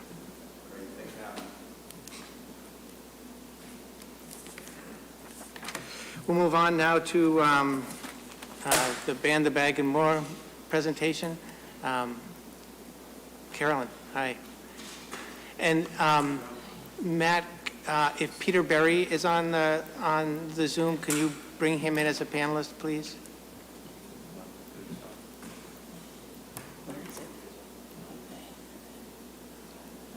Mr. Chair, Peter should be joining us in a minute. Okay, thank you. You mean changing? Yeah. Or, yeah, I can just do that. Hello, Peter. Carolyn's just getting ready for the presentation. Thanks for having me. I'm Carolyn Platt, 100 Newtown Road, and I'm representing Ban the Bag and More, working with Peter Berry, who is happily with us on Zoom, Lise Stuntz, and Carolyn Tripp. So we're coming to you first with our final drafts of these two articles, polystyrene and disposable plastic reduction, and an act authorizing the town of Acton to establish a fee for checkout bags, which would be necessitating home rule. Our hope is that the Select Board will put these two articles on the warrant for the next Acton Town meeting, whenever that is scheduled, and ultimately recommend them at town meeting. So, admirably, there's been a lot of progress in Acton, which you all know about, listed here. The last one I'd like to comment on is that our articles have the same wording as those passed this year in Sudbury and Lincoln, and with some of the bills that have been proposed in the state legislature. And Maynard is close behind us working on this, so we're in good company and very excited about the momentum in Acton. I love this quote. It's from Masperg. Nothing we use for a few minutes should threaten our health and pollute our future for hundreds of years.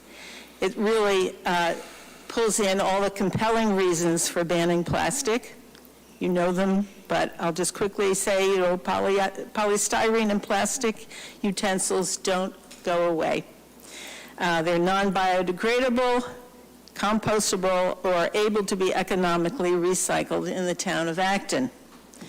And again, as you have been hearing, they break down into microplastics that are found in the food chain, the air, and unfortunately in us. And of course, they're made from fossil fuels.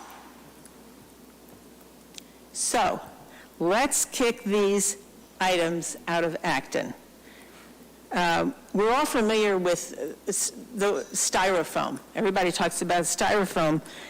But number 6 plastic also, it includes foam and solid clear polystyrene, which you can see here in the picture of the clear plastic. And plastic utensils are not allowed to be recycled. They get caught in the machinery and completely mess up the recycling process. Now, the good news is that there are safe, reliable, and cost-effective alternatives. And on to the next article, to authorize the Select Board to petition the General Court to adopt legislation, an act authorizing the Town of Acton to establish a fee for checkout bags.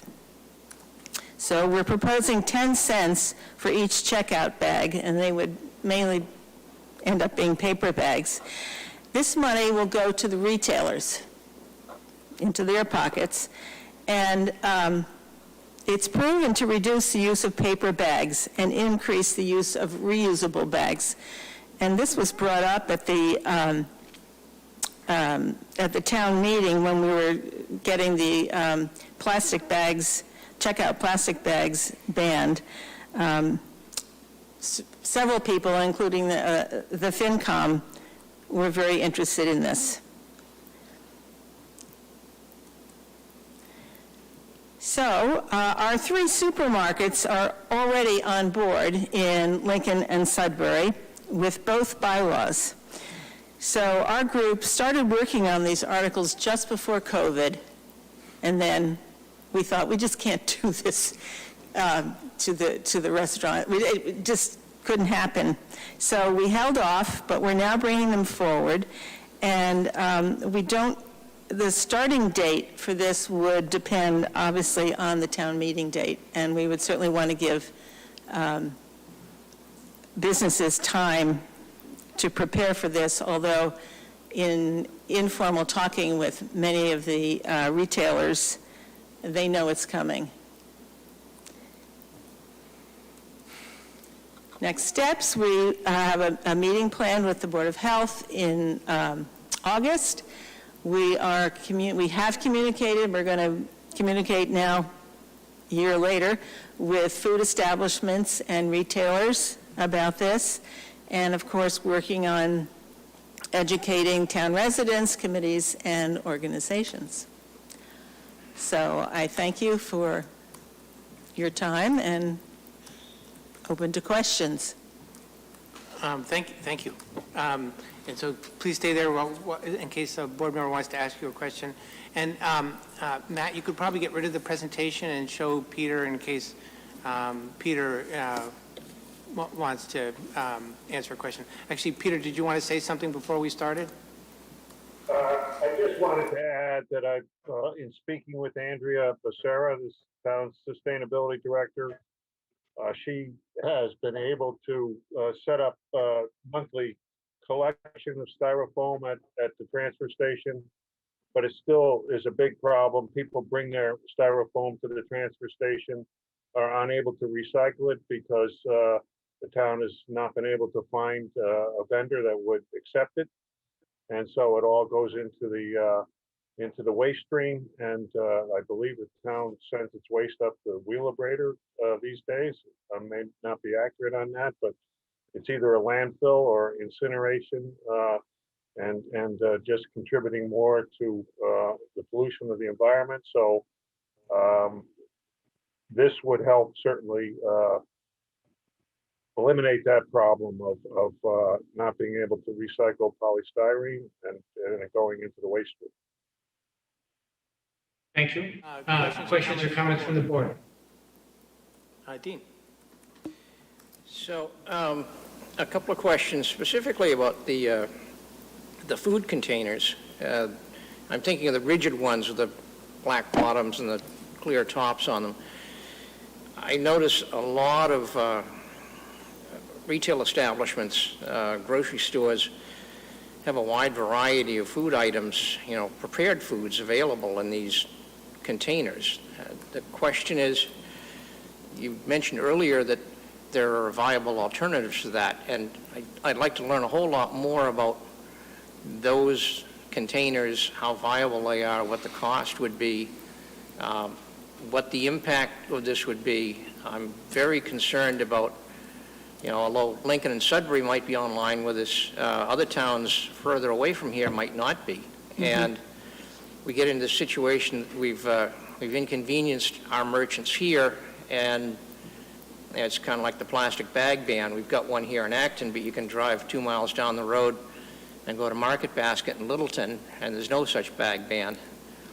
So I would hate to see all of these issues compounding themselves and inconveniencing and compromising our merchants and just forcing all of the clientele further west of here or north or wherever you want to go. So I certainly, before I get much further into this, I'd want to see what are the alternatives, what are the costs. And I also noticed, you'd noted that some of the stores that are online with this, as far as Lincoln and Sudbury, one of the chains is Donlands. Well, just 2 weeks ago, we understood here that all of the Donlands stores are being sold to another entity. And are the new owners on board with this as well? And how do they feel about it? So I think, I certainly want to hear a lot more information. I think about going into a restaurant and getting the traditional doggy bag, and the little cardboard ones work fine for a short period of time, but I wonder if in a supermarket situation that kind of material would stand up in the counter. So just need some more information on that. Thank you. Any other comments, questions? Mbta. Thank you. So I would like to preface this by saying I'm a grad student in environmental health, so this is very, very close to my heart, and I can honestly say that I do believe this is the right step for Acton. Acton in itself has been a leader in many environmental efforts, and I think that this is one effort that there's a lot of potential with. Polystyrene is harmful to the environment. There are studies that also show it might be harmful to human health and well-being. And so I think that, at least for me, I fully support an effort like this. One of my questions that I had, thinking about kind of how COVID has affected especially a lot of small businesses here in Acton, is, potentially seeing how something like this might affect small businesses. But I think that there are definitely ways to ensure that we are helping our small businesses and being mindful, while at the same time really pushing forth these really needed efforts to protect everyone's health and well-being, as well as our environment, which is really important. So thank you. Thank you. Anyone else? I just wanted to give a chance for either Carolyn or Peter to, if there's some initial response to research on alternatives, it would be great to just understand that they are available. We are absolutely going to work on a list of alternatives, and I know that other towns, Brookline, Cambridge, have those. The cost apparently is not that significantly more. So that is another of our next steps. But great. The word out there is they work. The cost is not horrible, and they are readily available. Peter, they may be looking at, for instance, for utensils, bamboo-based products that are easily recyclable for utensils. For packaging, companies like Bell and Evans, if you buy Bell and Evans raw chicken, it comes in a package which is easily recyclable. It's not styrofoam. I believe it's 7 is the number on it, and that goes into the recyclable bin rather than the waste stream. So there are, and we can certainly put together more information about the alternatives. They're comparable in price, and I think more and more of those products are coming online. So I don't think it would be a serious problem for businesses to switch to easily recyclable packaging or utensils and straws and those kind of things. And we can certainly work on providing more information on that. I'd also like to respond to the hardships that you brought up. There is the Board of Health, which we will be meeting with, will be supervising this, and they would be open to extensions or supporting stores that are not, can't get into this right away. Jim, did you have a follow-up? Yeah, just a final point. One of the things I really like about these two proposed bills going together is that the 10-cent bag fee is income for the stores. The cost of providing the bags is significantly less than 10 cents. It's designed to be a disincentive for people to it's provided to be an incentive for people to bring in their own bags, and it provides a little bit of extra income for the retail stores. So I think it makes for a nice. They go well together. If there's a slight increase in costs with the removal of styrofoam, we have the increase in income from the bag fee. I think it's wise to have those together. Fran, did you have any comments? I'm just fully supportive of this. So I'm also fully in support of it. As far as I understand, we each consume about a credit card-sized amount of plastic each year in little teeny tiny pieces. We're eating it right now. My spouse was recently in Portland, Oregon, where this is already in place, and they have, bamboo utensils, wood stirrers, paper straws, pressed paper, food containers. I think they have other kind of plastic top for the pressed paper food containers. So those ones they use to replace the black bottom. They have a pressed paper thing, and then there's another kind of plastic clear top so you can have the food displayed. I do think it may take some of our restaurants a longer conversion time than some of the larger grocery stores. To use up their stock in some cases, and also in some cases for restaurants, I think some of their processes might need to change. The sequence that they do things and what things can go into the kitchen and that kind of thing. The only question I had, in Lincoln and Sudbury, is this proposed or has this passed town meeting? Both of these? Both have passed town meeting. Oh, great. Thank you. Ziggy has approved basically the same language as we're proposing. Okay, thank you. Any comments in the room? Linda? Sorry, Carolyn, you're going to give up the microphone for a moment.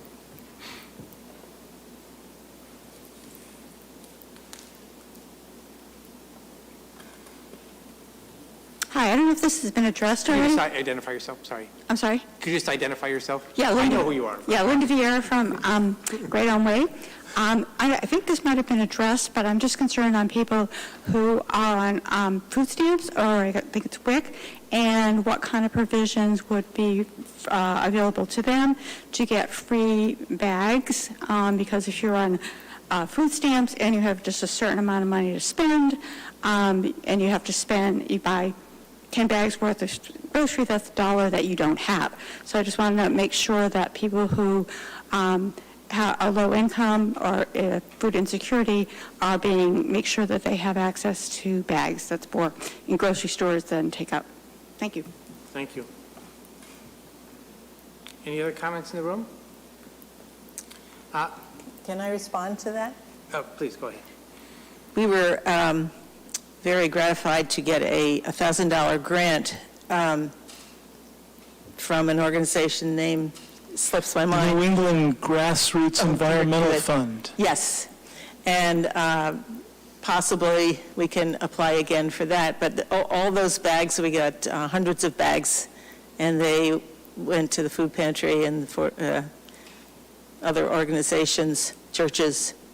So it's one way of helping. So reusable bags that you give out to people who need them. Yes. Thank you. And I think Jamie, Jamie gave the logo for the bag. Great. So this would be at area food stores, markets. Excuse me? These would be given out at area food markets. We've done it a lot of different ways, but yes. Matt, are there any comments online? There are no comments online, Mr. Chair. Thank you. Okay, so we're just going to discuss among ourselves how we'd like to proceed here. You know, I think that we couldn't actually vote to put this on a town meeting warrant at this time, but we could, you know, just get our sentiment that we wanted to proceed or not. And if we wanted to proceed, we'd probably want to have council review the proposed language, and then we would actually put it on a warrant at a future time. Or if we didn't want to proceed, we don't have to proceed. I think in that case, they'll probably do a citizen's petition at the next town meeting. But you know, these things have, if we're in favor, these things have more success if they're, you know, sponsored by the board. So comments? We don't need an actual vote, just a sense. Yeah, I'd certainly be in favor of learning more about it, but, you know, I'd not be prepared to support a move at this point until I hear about some of the options, the availability of alternative materials and economic analysis of the impact on our merchants. Okay. Yeah, I think we have time. You know, we don't have a next town meeting scheduled yet, and I think when it gets to that, I'll bet you these folks will have information for us. And since these bylaws have passed in exactly this form in other towns, I'll bet they're pretty well vetted by town council. And I know we'll want our town council to look at it, but we don't need to start early because I'll bet it'll be just fine. Any other comments from you guys? Okay, so it sounds like we, thank you. Thank you. Like we'll move forward, and when it comes time to prepare a warrant for our fall town meeting, we can take a final vote. And then in the meantime, if you do have information on the alternatives and any economics, yes, we would appreciate that for our final vote. Peter, did you want to say something? Yeah, I didn't really hear Jim's comment. If we were going to do a citizen's petition, it's my understanding that the usual process is that the select board asks for the language of the proposed petition. So you would send it to town council before the petitioners would go out and get signatures. And I don't know what Jim was saying. Was that what he was saying? Because we would ask you to do that. And if the board decided not to, you know, support this for the warrant, we need to start moving on getting signatures. So if the usual process is to send the language to town council first before we go out and start getting signatures, is that possible? So it's the sense of the board here, Peter, that The board will sponsor this, and we'll get the language reviewed by town council. And at the time we go to put it on a warrant, or hopefully before, if you guys can have information for us about the alternatives and their costs, then we can make a final judgment when we vote to put it on a warrant. Okay, thank you. Thank you. okay, thank you. Move on to item 7, the International Council for Local Environmental Initiatives invitation to join the ICLEI150 Race to Zero. John. Thank you. So the town of Acton for many years has been part of the ICLEI, which is the local, I lost the acronym, but It used to stand for International Committee for Local Environmental Initiatives, but in the last few years, they've actually dropped that, and they are just ICLEI without any meaning to it. okay, just we're ICLEI. We're part of ICLEI. So we've been part of ICLEI for several years, and they've recognized some of the work that we've done as an organization that's partnered with them, and they invited the town of Acton to be one of the communities that are joining what they're calling their ICLEI 150 Race to Zero.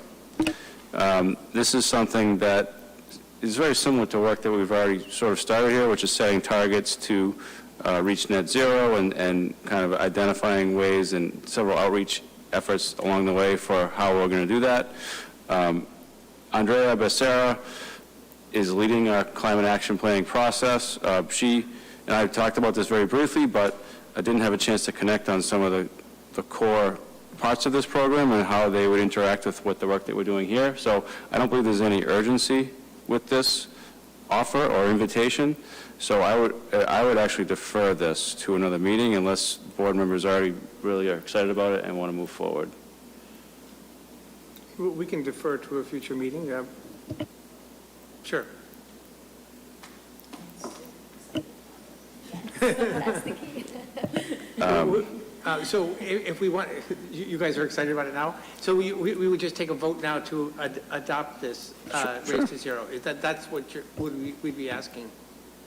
Yeah, if we want to participate in this program and be part of be recognized as one of the communities that are doing it, and I'm sure there's some interaction with the agency along the way.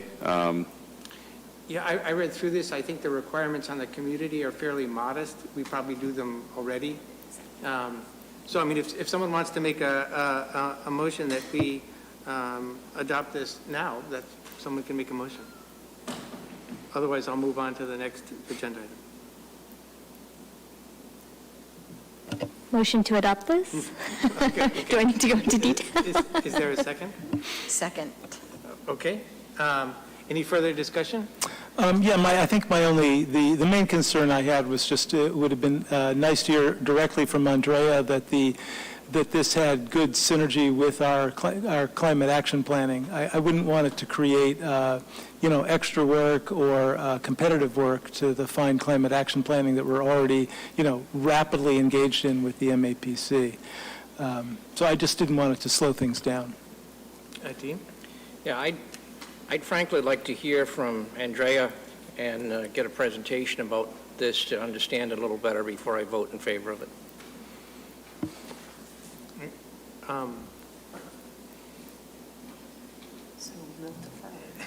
Well, actually, a motion's been made and seconded. If you want to proceed with it, we can proceed with it. Otherwise, or if you want to withdraw it, we could withdraw it and wait for Andrea. What do you all think? Should we withdraw it for now? All right, I withdraw it. And then you have to withdraw your second. I withdraw the second. Okay. We'll move on. The next thing is to appoint a designee for the MBTA Advisory Board. So since we're an MBTA community, we get a seat on the MBTA Advisory Board. By default, it goes to the chair of the board, but traditionally we've appointed someone else to do that. For the past 2 years, it's been Ben Blumenthal. I spoke with him this past week, and he's willing to continue in that role. So unless someone has another candidate or other opinion, I would take a motion to appoint Ben Blumenthal as our designee to the MBTA Advisory Board. So moved. Is there a second? I'll second that. Any discussion? Okay, all in favor of appointing Ben Blumenthal to the MBTA Advisory Board, say aye. Aye. Aye. Any opposed? That's unanimous. Discuss the Select Board liaison change. I don't think we need to vote on this. We don't vote on the original things, but Dean and Jim, if you guys one of you wants to say what you worked out, please go ahead. Yeah, we arm wrestled for it, and I won or lost, depending upon your point of view. The thought was that I've been working with the Design Review Board for a couple of years now. I've got a good working relationship with them. I think I've done the DRB and I have collaborated on a couple of issues, and I'd like to continue in that role. And this also balances all of the member assignments, so we all have 9 at this point. In addition to those fine reasons, I also liked the notion of being able to, have a second board member that I could talk to about the issues that tend to travel through the, the planning board and the DRB, and the CONSCOM often. So it's good to be able to sort of, put our heads together and talk about what's coming. And also, if either of us hear input from the community, we have a chance to get it back out there. And in particular, Dean started a conversation with the DRB about updating our PCRC bylaw, which we've heard a lot about in the last few months, engendered by, confusingly non-intuitive results of attempting to apply this law to particular development cases. So I really wanted to be able to, help that work continue that's already started, and then, be an encouraging voice as those potential bylaw changes make their way to the planning board. So any objections to Dean being the liaison to the DRB? Okay, Lisa, if you could make that change, please. Thanks.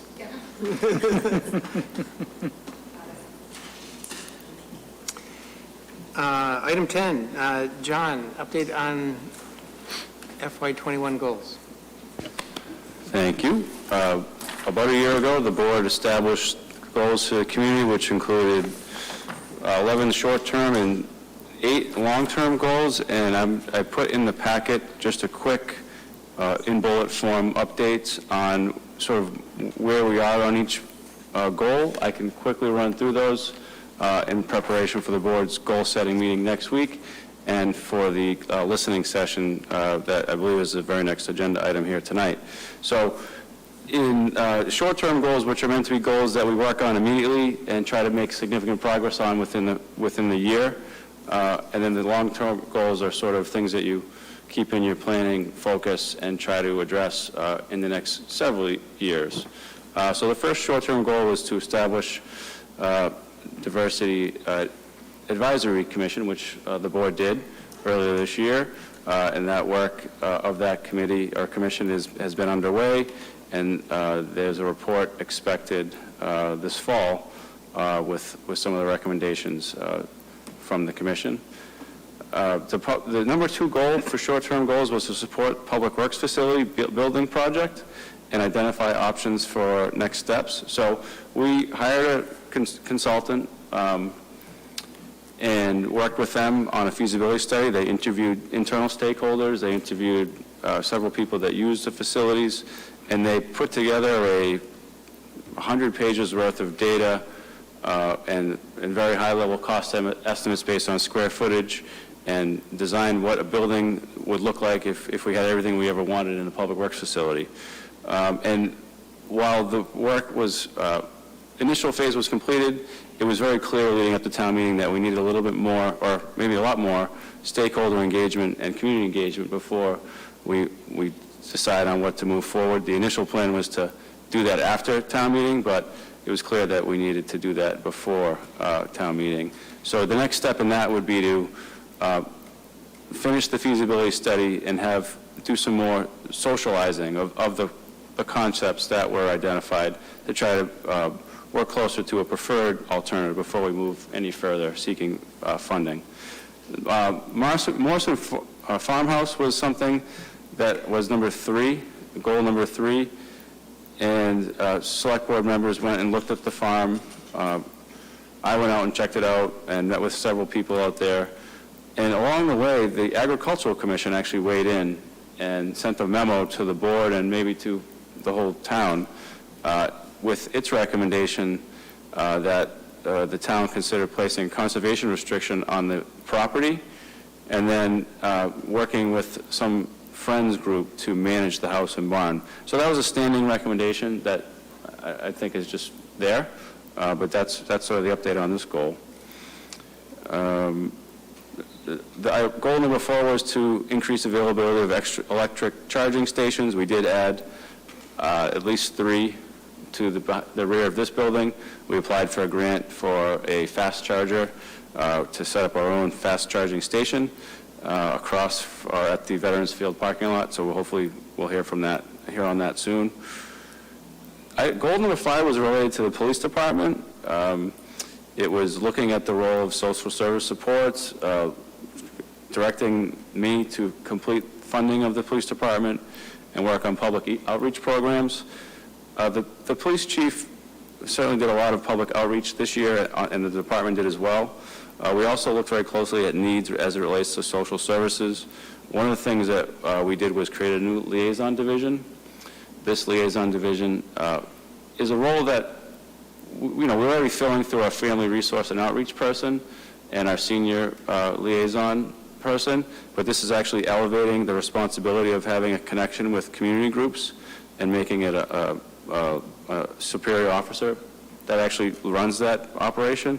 And so we have that in place now. We hope it'll continue to develop our outreach with different community groups to be responsive to their needs.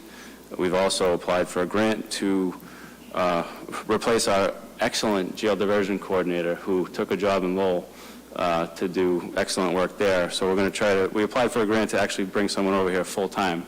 We were only working with her, I think, 1 day a week. So that's another big step that we hope will be successful. Item 6 was develop goals related to the sustainability policy.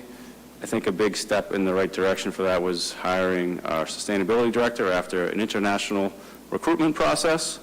And she's done a lot of really important work in her first few months here. And we're going to continue to work on goals and measurable goals as part of climate action planning. 7 was to collaborate with the Water District and seek support for leveraging funding that we approved at a recent town meeting for a water study. I think relations with the Water District has improved greatly with our liaison role at the select board level and also at the staff level. And I know that they've been very involved with looking at this water study, and we've been very involved in some of the things that they are working on over there. So I think that goal we made a lot of progress on. Number 8 was to plan and prepare a study to test housing discrimination and identify impediments to fair housing. Everything okay? Okay, thank you.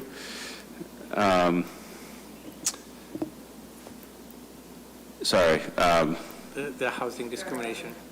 To look at housing discrimination. So this is something that we talked with our regional housing office, and I would classify it still in the planning phase, but one thing that I think we identified as a good idea is to maybe look at doing something on a regional level so that it's less specific and maybe harder to detect by people that would be being studied. So that's more to come on that. 9 would be to create a townwide climate action plan with wide outreach to businesses, residents, and schools. That officially kicked off on June 30th, the climate action process, so I hope that some of you were there, and there are a few workshops planned over the next few months that we've published information on how to access those, and a part of the plan is certainly to engage with businesses, residents, and civic organizations. Number 10, this is one that was pretty interesting. Study the future use of the West Acton Citizens Library.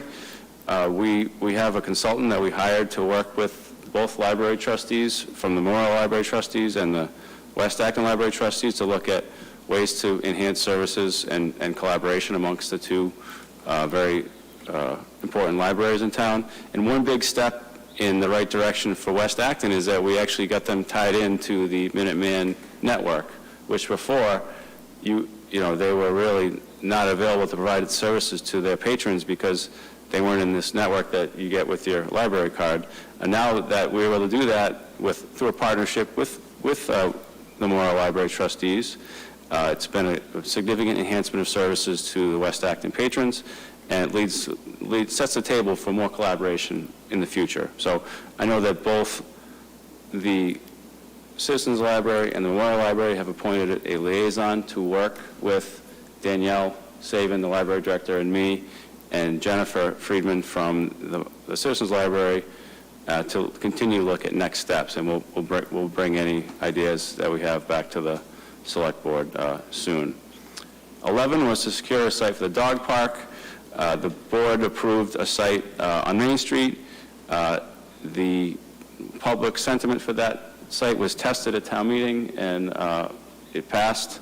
It was supported at town meeting through both a vote for funding and for its town's opposition to a vote to stop it. So I think that we've made a lot of progress on that goal. Do you want me to stop before we go long-term, or keep going? I think you could go right through. All right. Intersection. So we had an interesting meeting today talking about sidewalks, and we talked a lot about the investments we'll be making in sidewalks and what we want to do, and I didn't even mention all the work that we're doing on intersections, which is a huge amount of work for our Public Works and Engineering Department. So we just received funding from town voters to do the intersection out here, the triangle, to help improve it there. And we have a preliminary design for Haywood Road, which we're going to have a public hearing on this summer or probably this fall at this point. And we're continuing to look at the redesign of the Prospect Street intersection. And Central Street is one that I think we are going to need to focus more on this year. That was the one that I think we're the furthest away from making progress on. W.R. Grace property, the goal was to review the status and potential reuse. A big solar project is being proposed and was approved there.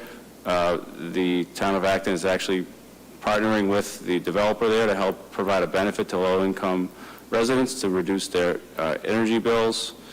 And then we have been given some indication on what's happening on the rest of the parcels.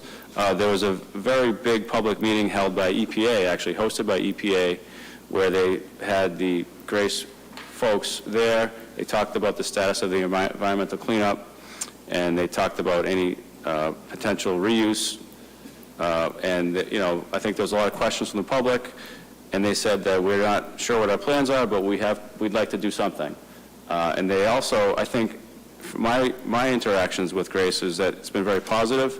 They recognize, at least from my perspective, the significant impact they had on this community and its residents over a long period of time, and I think they see this as an opportunity to start a new chapter with us. And some people may not accept that, but, which I understand, but I think at least what they've done so far is a step in the right direction. So we hope that continues. The item number 3 is related to rehabbing existing buildings for low-income housing. We are, the select board just approved to sell to Habitat for Humanity a piece of property for $1 to create low-income housing. It's not technically a rehab, but they're rehabilitating some of the land, anyways, for reusing it. Complete Streets plan. Again, this is still in the planning phase. Develop a memorial for Carol Spinney. I think there were a lot of really interesting ideas discussed over the last 18 months about how Carol Spinney could be incorporated into public art on future public works projects or other ways in the community. I think that some work needs to be done to finalize what our plans are there, but there's certainly been a lot of great suggestions, including renaming a street for Carol Spinney. So more to come on that. The item 6 was make reductions in townwide greenhouse gas emissions. We've taken steps within the organization to make sure that we're buying 100% green energy through Acton Power Choice, whereas before we were on the standard level. So that's a very measurable increase in reducing greenhouse gas emissions that we've taken at the municipality level. We've also accelerated our transition to an EV and hybrid fleet. We've done a lot of work in the police department in that area. We actually are having our first fire vehicle, not a fire truck, but a fire vehicle that they use for the shift commander is a hybrid hybrid F-150.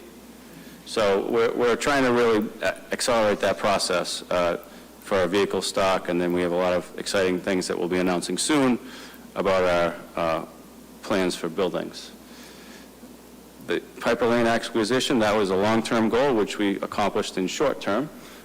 So we did acquire that property. The house that was there is being demolished next week, and it'll just be an open space parcel for in perpetuity. Establish a South Acton Revitalization Committee. We're still taking the long-term view on that. And those are the quick updates. Thank you. Before we go into the listening session, does anybody on the board have any questions for the manager? Imogen. Thank you. That was a really great update. My question is, can you elaborate on the Complete Streets Plan? Yes, so within the last 10 years, or it could have been longer ago, the town created a complete streets policy. And I think that this goal was aimed at taking that policy, taking all the existing needs that we have from an infrastructure perspective, and creating one big complete streets plan.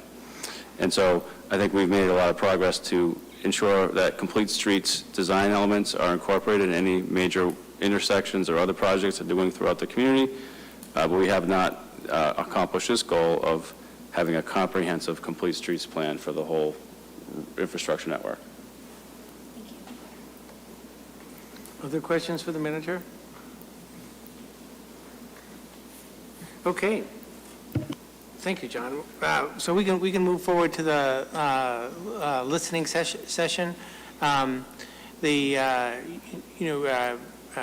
Mr. Factor actually suggested having this at our last meeting, and at that time it didn't look like the timing was going to work out with the meeting order, but due to everybody's availability, our goal-setting session will be next week.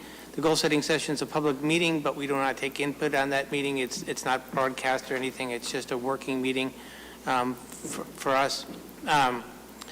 So if people have any input on goals, now's the time. If you're in the room here, you can line up behind the microphone. If you're online, you can raise your electronic hand.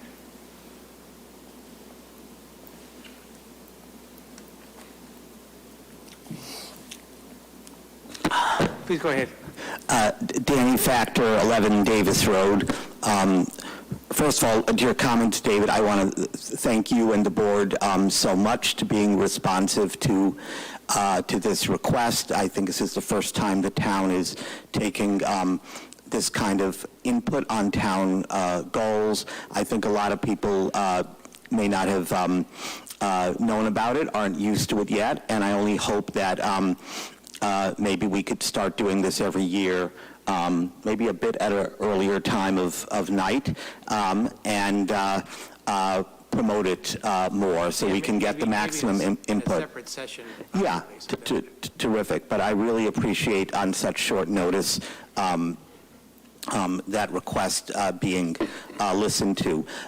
This is I'm just going to speak about one proposed goal that I sent in an email, and I will also read to the public. This is a proposal to the Acton Select Board to create a goal for the town to improve our delivery of human services to address economic insecurity. And just on the side, I'm really glad that Laura Deschamps was at the meeting tonight, was able to update about the great work that she did during the pandemic, and I think this is relevant to some of the questions that were out there as far as, what do we do going forward. One of the best decisions that the town of Acton made years ago was to create a permanent position of Town Community Resources Coordinator to assist Acton residents who require support, such as those in Acton who are economically insecure, people with physical and mental disabilities, or otherwise require human services.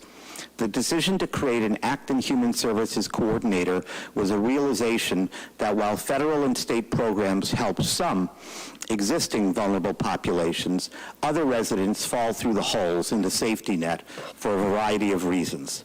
This can include, one, the fact that no state or federal program exists to assist their particular circumstance. Two, federal or state assistance exists, but the resident is unable to fully apply for the benefit. Or three, federal or state assistance exists, but residents are unaware that such assistance even exists.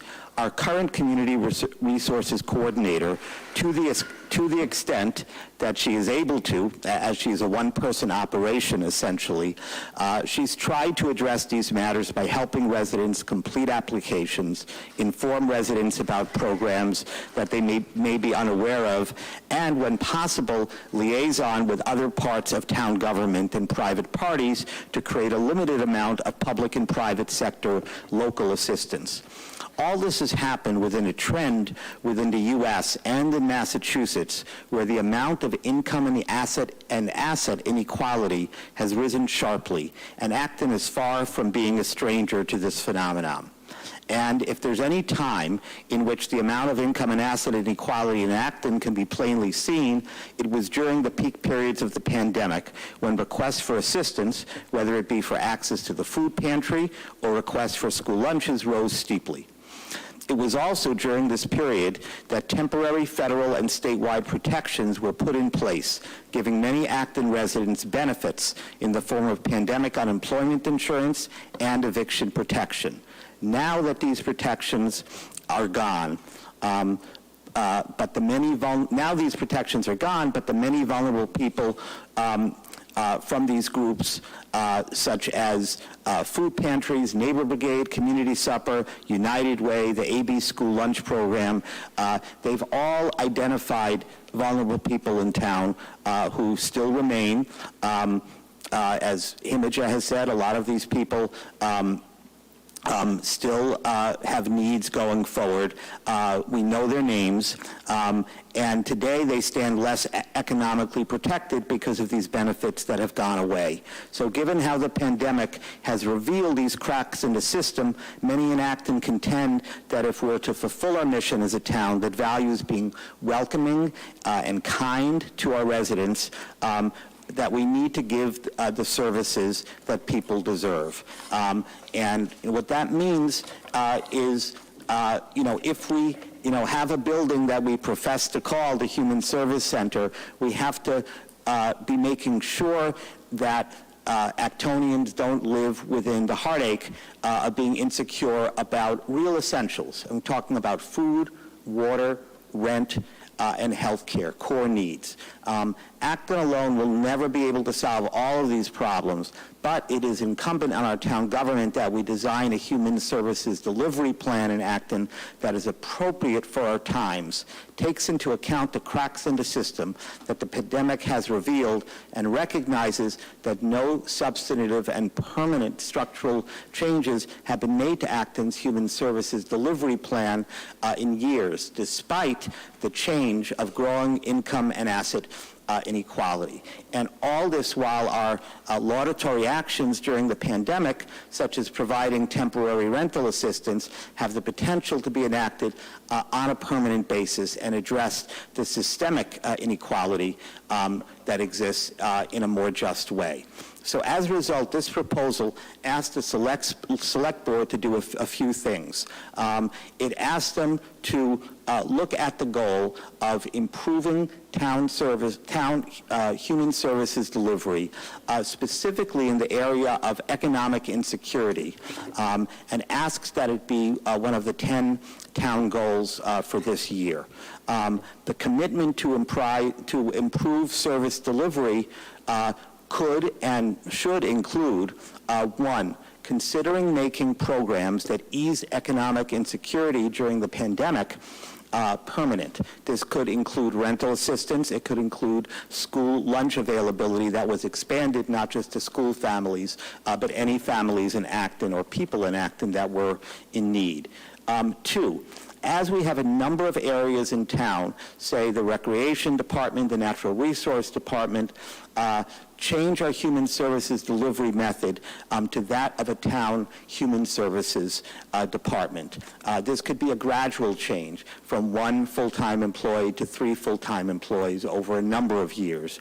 And to see the job of human services delivery in the area of economic insecurity, not falling essentially on one employee, but being able to be administered by a cooperative department. One of the ways that this town will see improvement in the economic and health wellness of its residents will be the ability for new human service departments to engage in real outreach. I think that was, one of the questions that Mbta had, to Laura about, are we able to really reach the people who are most in need, who don't even know to pick up the phone, who really need an incoming phone call or maybe even a knock on the door. Serving the needs of residents who are too vulnerable to engage in or even know of the option to contact the town for support. As an added benefit to the town, we can expect that this outreach will result in an increase in interest in Acton town government, which should result in more engagement and participation in town government from our residents. So there's a lot of silver linings, here, I think, for democracy and participation in town government. Lastly, to, just like we have with our town departments, create a volunteer town advisory human services committee to support the newly created human services department.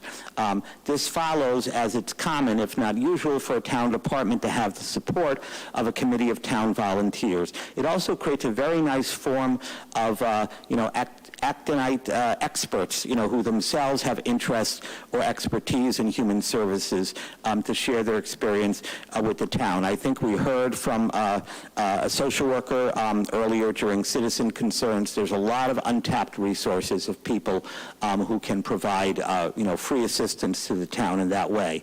So this goal is proposed because if we don't re-examine and improve our human services in this town in line with our town residents' changing needs, our statements that we truly care about the wellness of our residents ring shallow. Acton already provides much for our residents, but sometimes we become so privileged as to forget about those among us who are struggling just to end the day with their core needs met, again, such as access to food, water, shelter, and health care. We do a lot in Acton to support so many diverse constituents already, from seniors to people with disabilities. We're now taking steps finally to address systemic racism through the DEIC. It's not so different than to ask the Select Board for the first time in many years to devote one of its 10 goals to a population that is growing in Acton and deserves its need to be focused on, those who are economically insecure. I see them all the time in my work as a public interest attorney. It's a growing population in Acton that's underrepresented.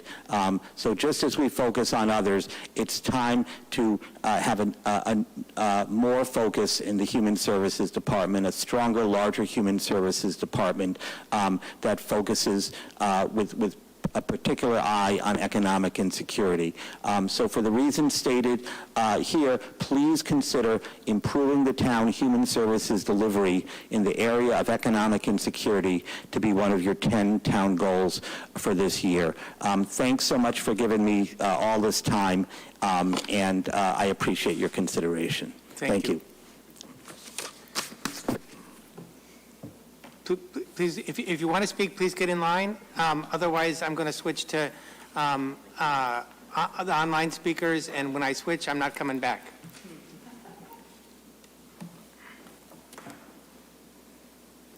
Hi, Linda Vieira, Great Elm Way. I'd like to piggyback on what Danny said and more resident involvement in town government. And that could be several things. One is more publicity about the town election. There's absolutely no information about who's running for what position on the website. The website is very difficult to navigate and really needs to be looked at so that more residents can access it easily. And also, it's difficult to get people to, you could say it's difficult to get people involved in town committees and boards, and that's absolutely true. But maybe the people who are on the boards and the committees who are already on there are just asking the same people over and over again. So maybe if the town, whose board and committees asked people or did an outreach besides their friends that they already know and reached out communities that traditionally have not been involved in town government at any level, then perhaps you'd get a lot more people involved and to convince them why they need to do that. And town government is very important. What happens at the local level really affects everybody who lives in town. And a lot of people don't realize that. And I think maybe boards and committees don't always convey that and underestimate the power of what they're doing. Let's see. So basically more town engagement at all levels, I think, is the way to go. And the voter turnout in the last election was 12%, which is absolutely pathetic. And a lot of people in town do not know about the election. There's very poor publicity about town elections. I know this is the same in other towns, but that's no excuse for the town of Acton to have higher voter participation. Thank you. Thank you.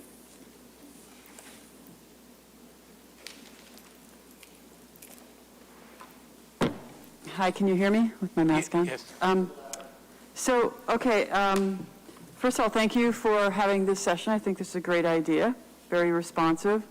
I would like very much to have the town notify people about the goals coming up and send your input in. And the town manager's, the thing that gets sent out to people. I agree with Danny, but I didn't see the part about the 3 people, so I thought we were talking about another half a person. But that said, I looked through some historic documents to look up back when Acton was small, town meeting would vote to actually support people, the widow somebody or whatever. And so probably it looked like 1 or 2 or 3 people out of 100 were supported by the town. And in that light, if we take the 1 or 2 or 3% of the budget, this would perhaps fund a social services department, a small one perhaps, but I personally would rather give out the money in rent relief directly, but that's just my style or what I was thinking. Moving forward from that, and there's 2 bills that you might want to support in the State House. I know it's not maybe it's part of your goals, but there's the progressive taxation of property taxes, and there is a bill actually for exempting certain classes of people from property taxes. So there's interesting ways of getting at the same problem. And the exemption bill is you can write to me later and I'll give it to you, would make it so that every year they have to come back. So landlords, if they're not passing it on, the tenants can come and complain and then they don't get the exemption. So moving on from that, I would like very much for you to focus on process to save trees and bylaws to save trees. We won't run into some of these problems if we have a better handle on the design process and have the public tree hearings before the projects are approved. That with what Dean's talking with the Design Review Board would help with the minimizing the impact from single-family homes. But we can also leverage our bylaw. The town bylaw could require permits for all trees over a certain size. Cambridge, Mass. does this. Other towns have very strong bylaws to protect trees because I think that it's important for us to reduce the human impact of I want, to live in a big house someplace, or I want to have a new house, or I want whatever I want. And protect these resources is very valuable community resources. And lastly, I'll get to the Affordable Housing Rehab Trust idea. I hope very much that you prioritize this, the creation of a trust. There's 2 parts to it. It's the creation of the entity, which is 1 vote at town meeting, and then there's the funding of it, or the authorization to borrow, even if that entity is required to pay it back, because our numbers indicate that we can buy properties using the borrowing power of the town and pay it back so that it's 0 cost to the taxpayer and perhaps even lower the rents. And so this would protect the naturally affordable housing that exists forever and meet our housing goals, actually the lower end of the housing goals, the 50,000 and below, at no cost to the taxpayers and very little, if any, impact to the environment. And that process could also include electrification and insulation and other types of things. If we're in control of that housing rehab trust, we can set the criteria for all the projects. And it's important to get this prepared sooner than later because when a Parker Village comes up or a building that comes up with 10 or 12 or 35 units, that we're prepared to act upon that so that we can preserve them forever instead of seeing it get gentrified, because gentrification may not seem like a big problem in Acton. We have hundreds of these little houses that might go for $250, $350, and we could be scooping those up and rehabbing them for affordable housing to keep them affordable forever and to make them more energy efficient, et cetera. So thank you very much for the opportunity to speak, and I look forward to working on such a trust. And I think we may have a bunch of people lined up that want to serve on such a trust, and I believe that some of them are coming to the ACHC on September 13th, and are meeting with people who have gone through rehab process with condo buy-down, et cetera, to learn about what they learned from the process so that we can hit the ground running and, learn from what their mistakes or learn what they learned. And a couple people that are in the group are people who have engaged professionally in rehab projects for tenants. In other words, rehab projects on multiple units. And they want to bring that, they're retired now, so they want to bring that to the town because they think this is a good approach. So hopefully we'll move forward on this. And if the if the Board of Selectmen doesn't want to, I guess we're going to be preparing a CPA grant application to get some money, short money, I guess it's 10 or 20 grand. Liz Rust had said, she gave me a whole bunch of documents that weren't exactly what we were talking about, but she said that's normal.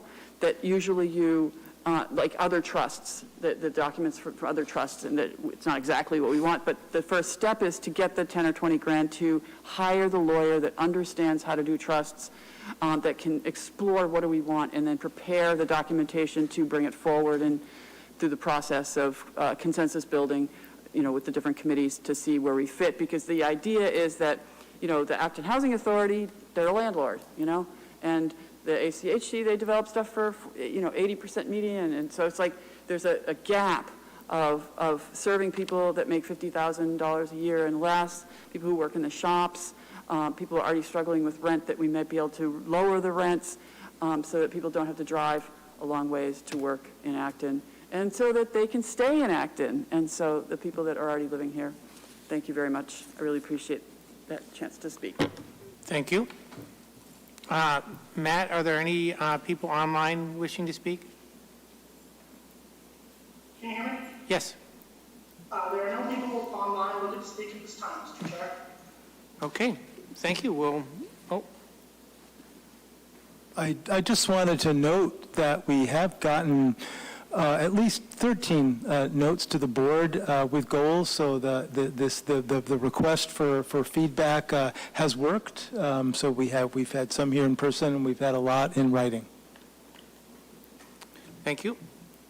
So I'd also like to say, with regard to last year's goals, and I meant to say this at the end of the manager's presentation, he made progress on all these short and long-term goals, and the one that wasn't listed was deal with COVID.